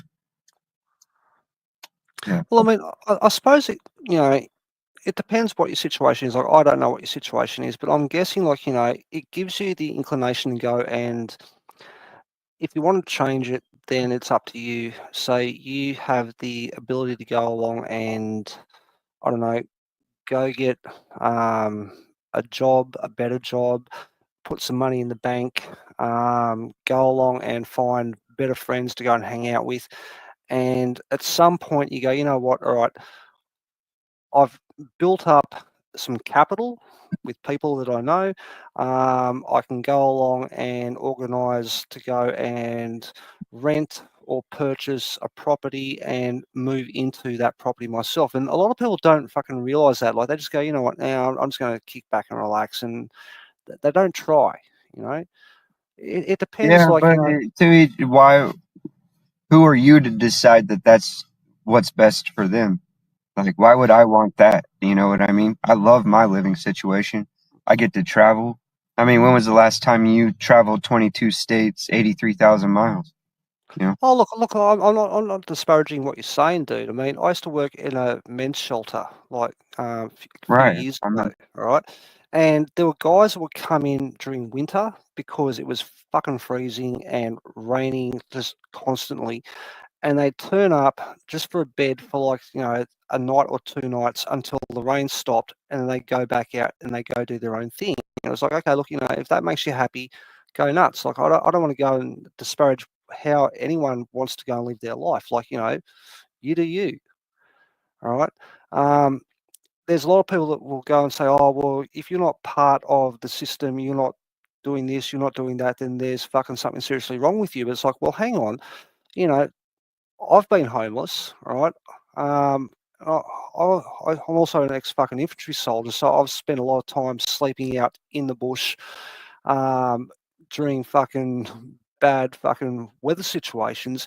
So I understand, like, some people just go, you know what, fucking, I'm happy where I'm at, doing what I'm doing, leave me the fuck alone. And it's like, okay, cool, you know. Um, I offered guys like, hey, do you want to go down this path? Do you want to go and get into that? And they're like, yeah, no, I'm good doing what I'm doing. All right, I'll be gone in 2 days when the weather clears up. I was like, all right, fair enough. Off you go. Yeah, I mean, I've been through this shit. I've had a corporate job. Mm. I've been through the social services, the programs. You know, I mean, I've had housing. I've lived places, and this is what I want. This is what makes me happy. So why would I change it to make someone else happy? Like, that doesn't make any sense. This is great to me. I get to travel. I'm about to travel the Appalachian Mountains. Go all the way up to the northeast of the United States of America, and then head over to Ireland. I Mm. wouldn't be able to do that stuff if I had a corporate job, and you know You uh, sound like you sound like a lot like a mate of mine that I had a few years ago, where you know he was living under the roof, and he goes, "Oh, I'm going to get a hamburger." All right, I was like, "Oh, cool, go grab me one as well." And he jumped in his car, and he disappeared for like I think it was 3 weeks. And I was like, "Where the fuck did he go? Fucking where's my hamburger? Like, holy shit, you know?" I've done that. And he came back. And I said, "Where the fuck were you, dude?" He goes, "Oh yeah, no, I went to Perth." Now, if you guys don't know Australia, okay, Canberra is on the east side of the country. Okay, Perth is on the west side of the country, all the way across. Okay, so apparently he drove all the way to Perth to go get a fucking hamburger. Came back, and I was like, "Where's my hamburger?" And he's like, "Oh yeah, sorry about that, asshole." Like he's one of those people that he just likes to go out and go do shit. He still Yeah, owes me a fucking hamburger too. He still owes me that fucking hamburger, motherfucker. Jesus Christ! All right. yeah, it's therapy to me, man. I mean, like many other people, I've experienced trauma in my life, and I love to travel. I love to experience different cultures and even little subcultures, and you know different environments, and I love to experience new things, and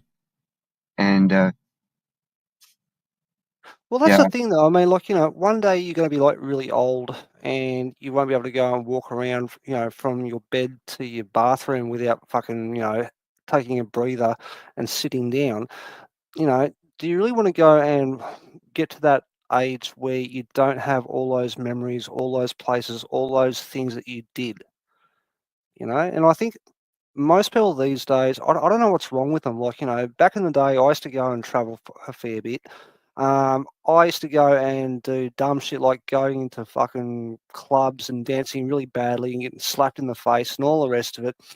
And one day I'll be 90 and I'll be sitting there in a fucking wheelchair and I'll be thinking about, oh, I remember that chick in that nightclub where I said, oh, hey, can I go along and, gave her some cheesy pickup line and she slapped me in the face, and I'll be sitting there pissing myself laughing and drooling all over my fucking lap.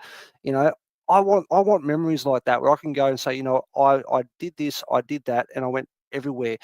I don't want to be one of those people that fucking said, oh, I'm just going to go and I'm going to go and do everything fucking correctly. I'm never going to have any sort of interaction. I'm never going to go and travel. I'm just going to go and what sort of life will that be? Like, oh, everything I did for like the last 40, 50, 60, 70 years is just blasé and boring as all hell, you know?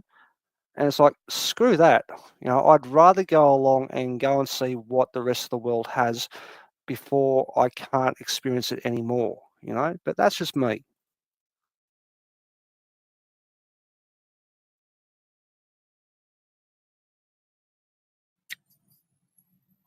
Yeah, that's me too. I was a workaholic when I was young. I had like two full-time jobs when I was 15 years old on the books. I obviously mowed lawns and shit like that, shoveled driveways when I was younger than that, but I had my first full-time job when I was 14.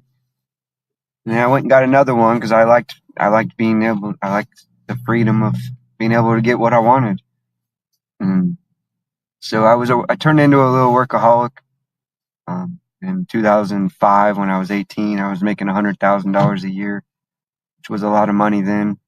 And and my friends were struggling, and I, it was, I had a career, had everything I wanted, and I never really got to travel. So after a couple of bad motorcycle wrecks, I got a new lease on life. I felt like, and had a new perspective, and I um, s- developed a new appreciation for nature and life in general. So, I just want to get out and experience as much of it as I possibly can while I am still able bodied and still have my mental faculties with me. And, you know, it's, I think traveling is the best learning experience. So I love it. I don't have kids. I don't have, a woman. I don't have any responsibilities other than myself. And so, you know, it's a great opportunity. I better soak it Yeah. up while I can, I guess. No, dude, I'm going to put some links in your back chat. You should go have a look at. These guys like riding motorcycles. Motorcycles and I do not agree. Last time I rode one, I was 16 and I crashed into a fence and the handlebar slid up inside my leg and there was blood and I thought I'd just lost my nuts and I couldn't look. I was like, ah. And my friends were like, oh, show us. Like, no, no, no, you're right. It's okay. Your nuts are still there. I was like, oh, thank fuck for that. That was the last time I rode a motorcycle. If you like motorcycles, hey, you go nuts, have fun. But I'll try and find some channels for you to go along and put in the back chat, and just have a look at it and say hello. And tell them Charles said g'day. Wait one. Yeah, I'll do that, man. I appreciate that. It's all about No, networking. It's great. all right, where are we at? Give me a moment. Keep talking, dude. I'm just going through some lists here, trying to find some links. Wait one.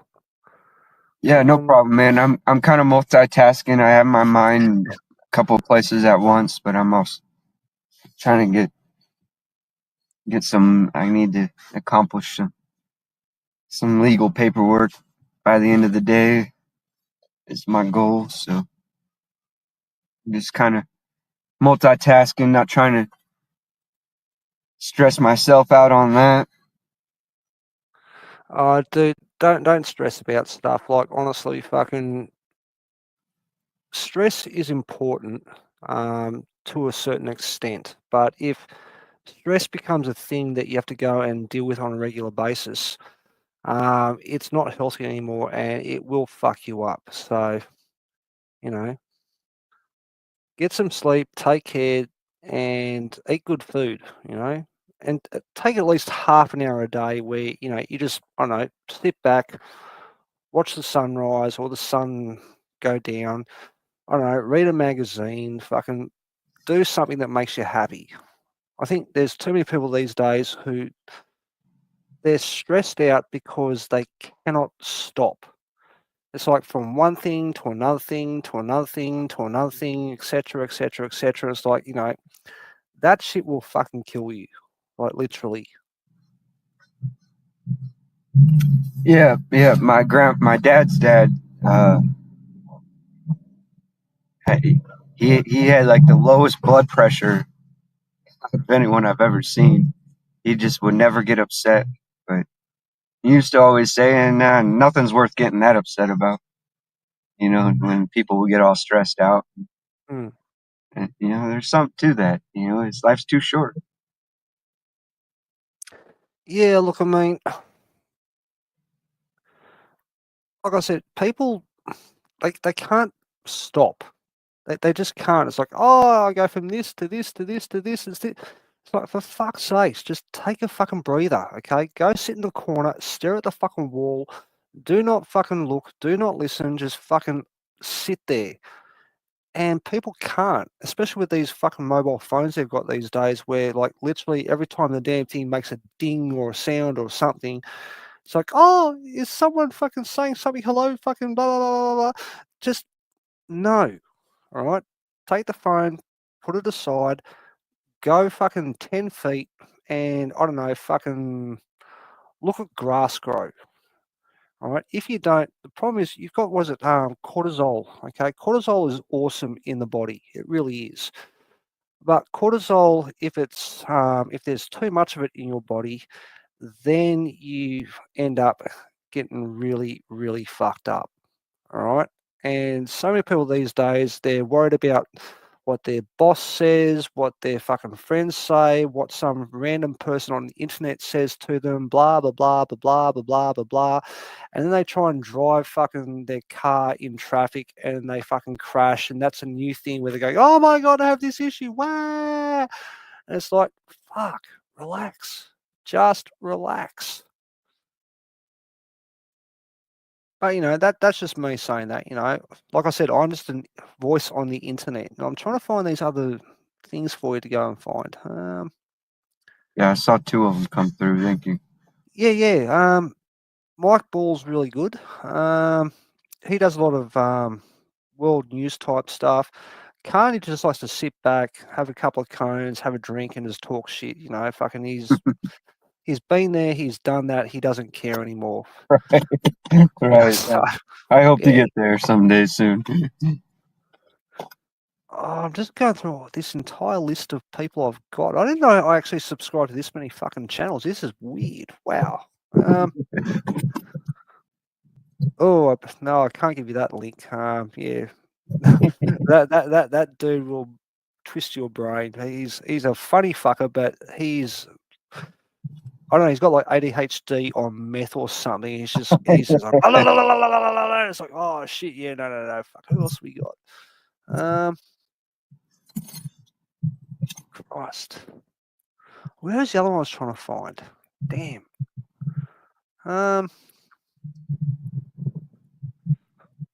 I don't know. Let's just try those first two, see Yeah, what you that's good. think. Yeah, try those first two, and if you like them, I'll go give you some more. But yeah, and like I said, Mike Ball, like he has a channel where he talks about world events, um, and he's pretty good at stuff.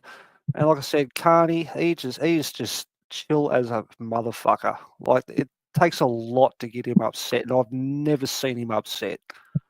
He'll just sit there going, "Yeah, okay, fucking, I hear what you're saying. I don't care. Leave me the fuck alone. I'm gonna have another cone, bastards." So he's pretty cool. That reminds me of my grandpa. Yeah, he can't be bothered. Yep. Well, I suppose you get to a point where you go, you know what? I've seen all the bullshit that life has, and there's Right. nothing you can bring to me that I've not seen at least 10 times before. So it's like, meh, not really worried.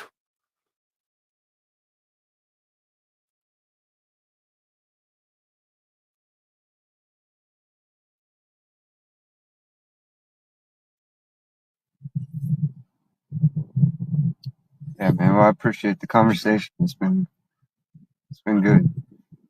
Sorry, I'm a little less than No, energetic. No, look, I saw there was an issue before. Like I saw you yesterday, and you were talking about some sort of like deposition lawyer type thing with someone else, and I was enjoying the conversation. And I thought, oh, I might jump up. Then I thought, actually, I'll wait till next time. So I subscribed, and today, you were still sort of bouncing around a little bit and looking a bit bored. And I thought, well, fuck, if you want someone to go and chat with, I'm here. And I'm enjoying the conversation, dude. And I appreciate that you've got some issues in life that you got to go sort out. Um, but yeah, just take a breather occasionally. Fucking don't stress too much. All right. I used to go and tell people fucking once upon a time when I think I was about 5, I had this like little red Hot Wheels Matchbox toy engine thing, and I lost it. It was the biggest fucking travesty in my life. Like, holy fuck. Like, every fucking country in the world should have had fucking soldiers and fucking spacemen and fucking all sorts of shit hunting for my little fucking red toy engine thing. And you could not console me at all. All right. A year later, I was like, oh, yeah, I lost that. A couple of years later, I was like, oh, yeah, I vaguely remember I had a fucking toy engine fucking thing, rah, rah. You know, over time, fucking, the most important things in your life, right here, right now, that is important. But in a week, a month, a year, 10 years from now, you just don't care anymore. Fucking, it's been sorted. Don't stress about shit. If it works out, awesome. If it doesn't work out, oh well. I tried, I failed, where? Yeah, I'm starting to learn that I don't need to try and control the outcomes of things because things just seem to go exactly how they need to go. When I stopped looking at myself like a victim and realizing things don't happen to me, they happen for me, I freed Mm, myself, my little mental prison. So, yeah, I'm just out here living my best life. mm. know, it's you can't really appreciate the good without ever experiencing the bad, unfortunately. Well, how boring would that be?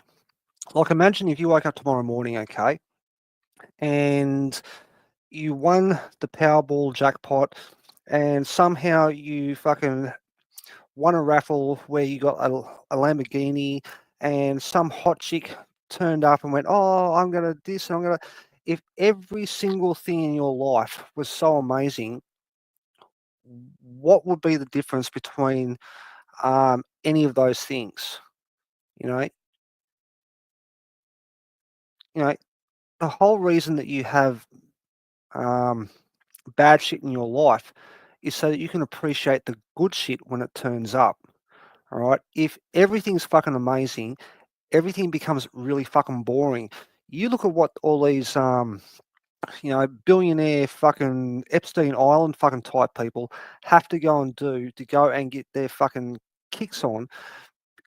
It's disgusting because everything is just so fucking amazing for them over and over and over again. They have to start doing some like really weird shit to go and even, you know, go, wow, fuck, I feel human. At least I got some sort of fucking level of feeling from whatever it was I was doing.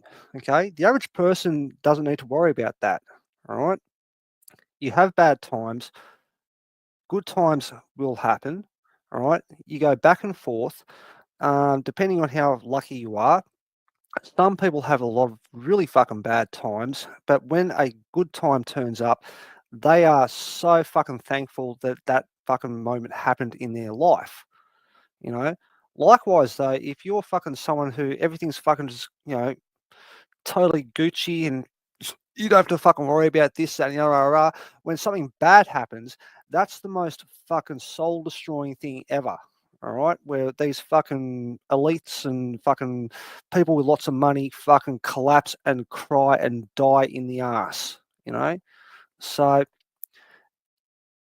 you need both things in your life. You really do. But look, hey, I could just be talking shit. Who knows? You know? Yeah, maybe, but I completely agree, which is scary because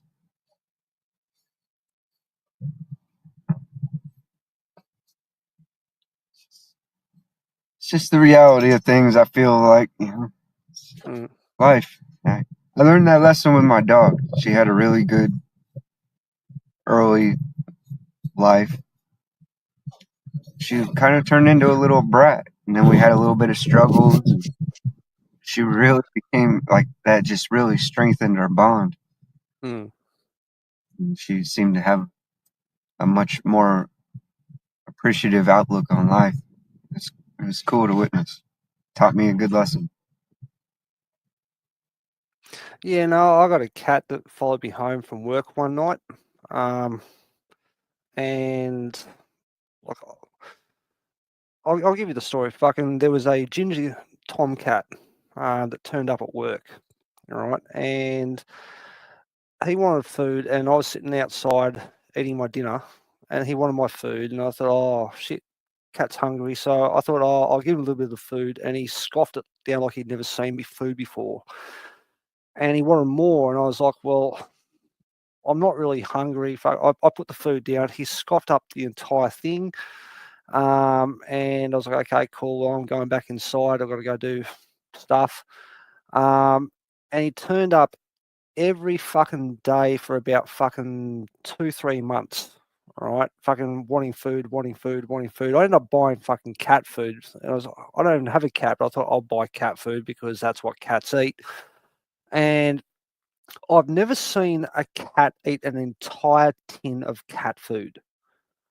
Like literally, fucking, he would. He looked like a fucking like a bowling ball walking away. You know, go, yep, I feel sated. Thank you very much. I'll see you again tomorrow. Toodaloo. And then one day he brought his girlfriend along, and his girlfriend was like this grey tabby, and she was very, very skittish with people. Like she fucking hated people big time. So I'd go give him some food, and I'd try to go and put some food in front of her, and she'd fucking bolt back into the bush. And where I worked, you know, there's a lot of bushland, and you get a lot of feral cats and everything.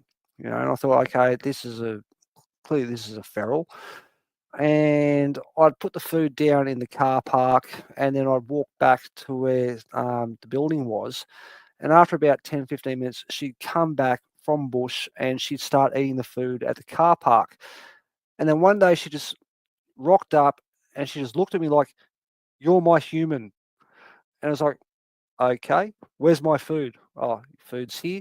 Um, and other people tried to come up and like touch her and shit, and she would lose her fucking mind. I mean, just absolutely insane. And I was like, yeah, I don't think she's very good with people. Fucking maybe don't try and pat her or get near her, sort of thing, because yeah, a few of the staff got fucking hurt badly. Um, this went on for a while, okay, and then something happened to the ginger cat. Like I don't know what happened, but where I was working, there were some people who were not very how do I put it? They were not very pleasant. Okay, a lot of these guys fucking had just come out of prison. They were off the streets, fucking had drug issues, all that sort of shit. And I assume something bad happened to that ginger cat. Never saw him again, but she kept turning up day in, day out.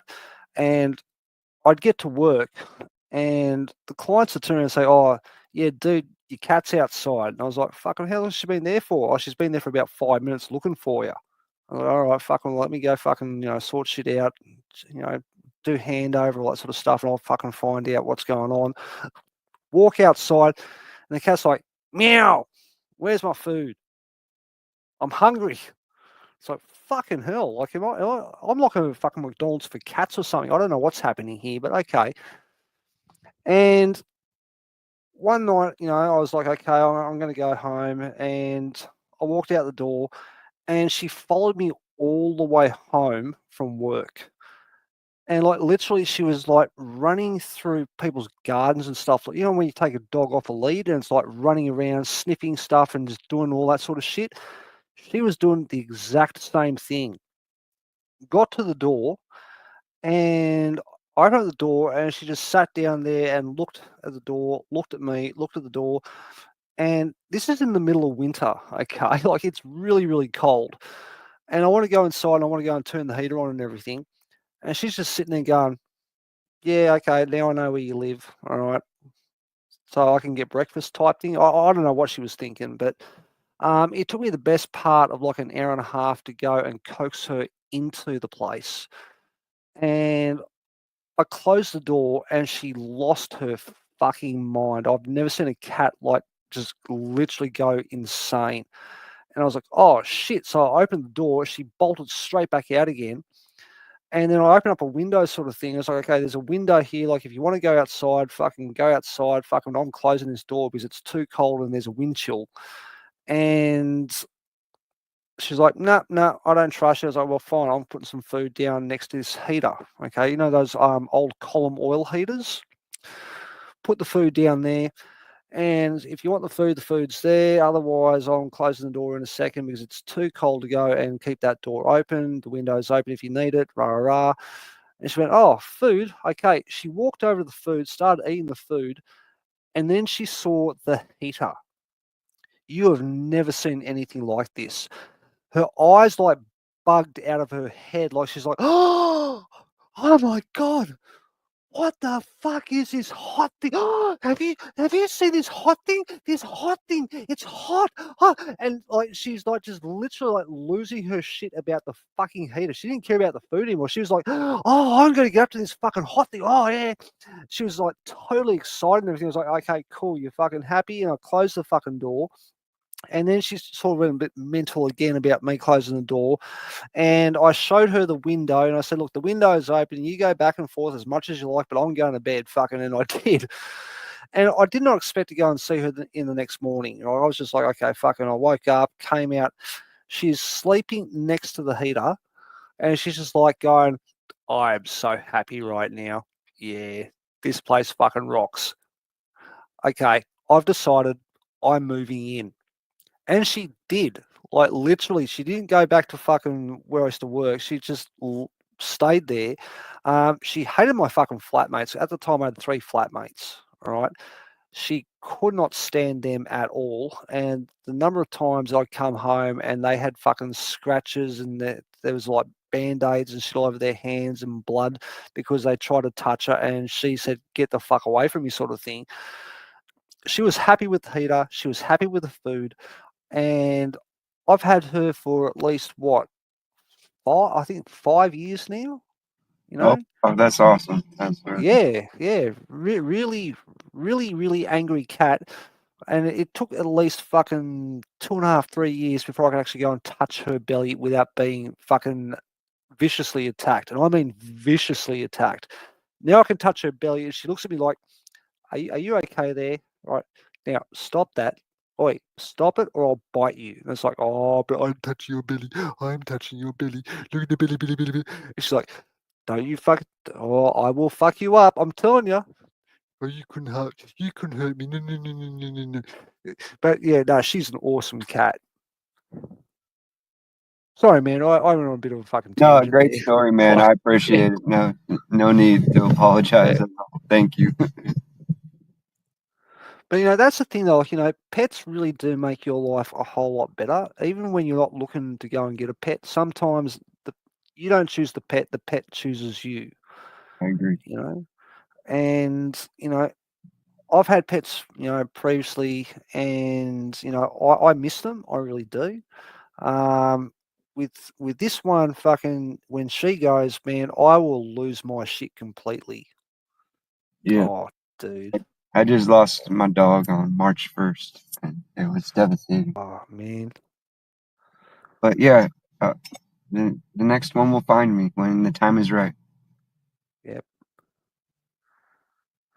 I was watching what's his name? I think it was Tim Pool, and they had a cat on his channel, Mr. Bocus, and Mr. Bocus was a cat that, again, it was like a stray cat or something that turned up and became like part of the family and everything. And when the cat died, apparently had like kidney issues or something. They said that the reason that you cry is because all that love that you got from that pet has to go back into the world, So it's pretty fucking hard. I'm not gonna lie, dude. Fucking some of the pets I've had were fucking amazing, and yeah, but you know, every time that you give them a cuddle, every time they give you a cuddle back, that's love, But that love has to go back into the world for someone else, and who knows, So To me, it's the purest form of unconditional love, yep, and yeah, I it's hard totally, to find that. totally agree, dude. Totally agree. Yeah, it's an irreplaceable feeling. But yeah, I got to remember that it's selfish of me to want to hold on to that energy for myself forever. It's just such a pure Yeah. soul that has many of people to touch. Mm. So she carried me through a really hard time in my life, and yeah, it's amazing what they do for you. And dog, Oh yeah, yeah. yeah, that was my guiding light. But she's still right here. So, Ah, dude, respect, man, respect. yeah,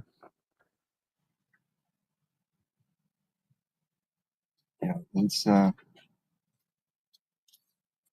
been tough, but it's life. It's part of life.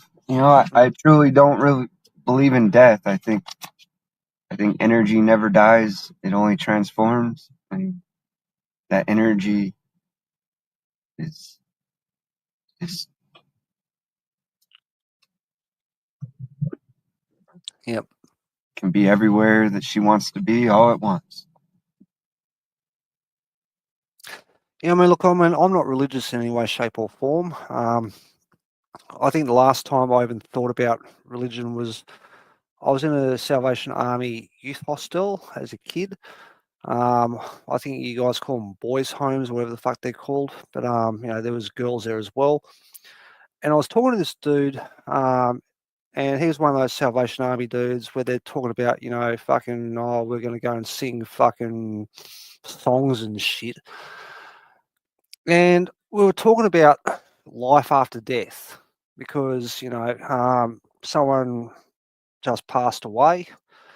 And I said, well, at least, when I die, I'll go see, my pets again. I had a couple of dogs and a couple of cats as a kid.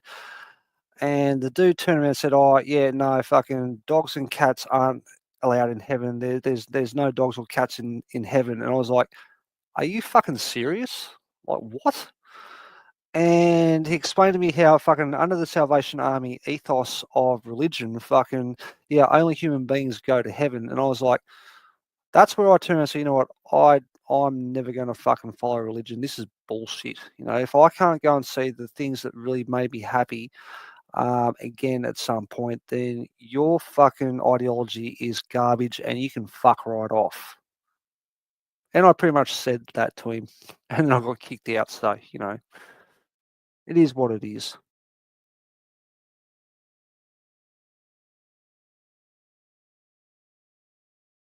Yep. I think he's just dropped out. No, I'm here. Oh, there you are. Yeah. I wasn't sure, man. Like, yeah.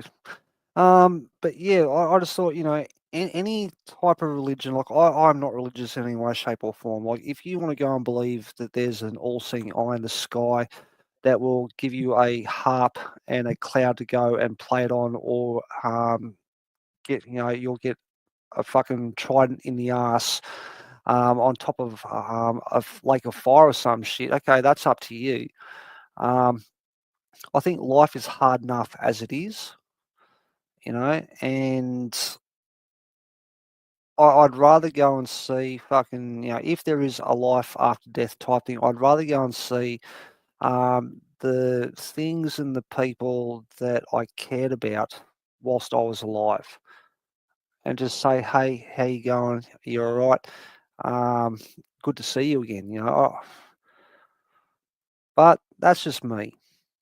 Unfortunately, there's some people who go, oh no, this is my idea of religion, and you have to subscribe to whatever crazy shit that I fucking tell you. Nah, it's like, yeah, no thanks. Not a fan.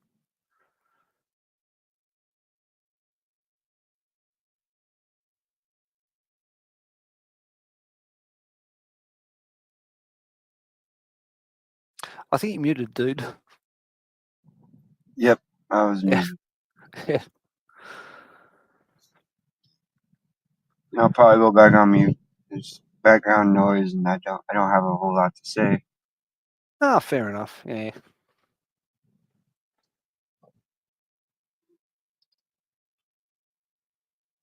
But look, man, seriously, condolences, about your dog and everything. Like, that shit is really important to you. You need that interaction. You need something that cares about you and you care about it. I think there's a lot of people where they don't ever find anything like that. And the crazy thing is, you've got people these days where they have kids and they don't care about their kids don't care about them. Hence why you have fucking, like, geriatrics being dumped into nursing homes, because fucking people don't have an interaction that they can cherish, would you say? But with a dog or a cat or some sort of animal, it's always an interaction that you cherish and you enjoy, and there's nothing untoward about it, you know?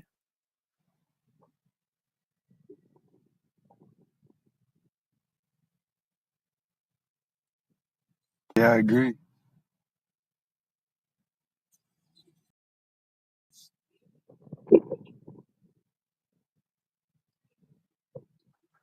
I would But suggest I go better ahead, get mate. off Yep. here and go get something to eat. I think I'll No, start a stream here in a little that's while. fair, mate. That's fair. Look, it's been a great conversation, mate, and I will catch you next time. Go get something to eat, and we'll chit chat more about life, the universe, and I don't know, fucking whatever else comes across the fucking pond. Right on, man. Boys, Yeah, thanks for coming around. And all right, mate. we'll Take see you. care. All right, peace.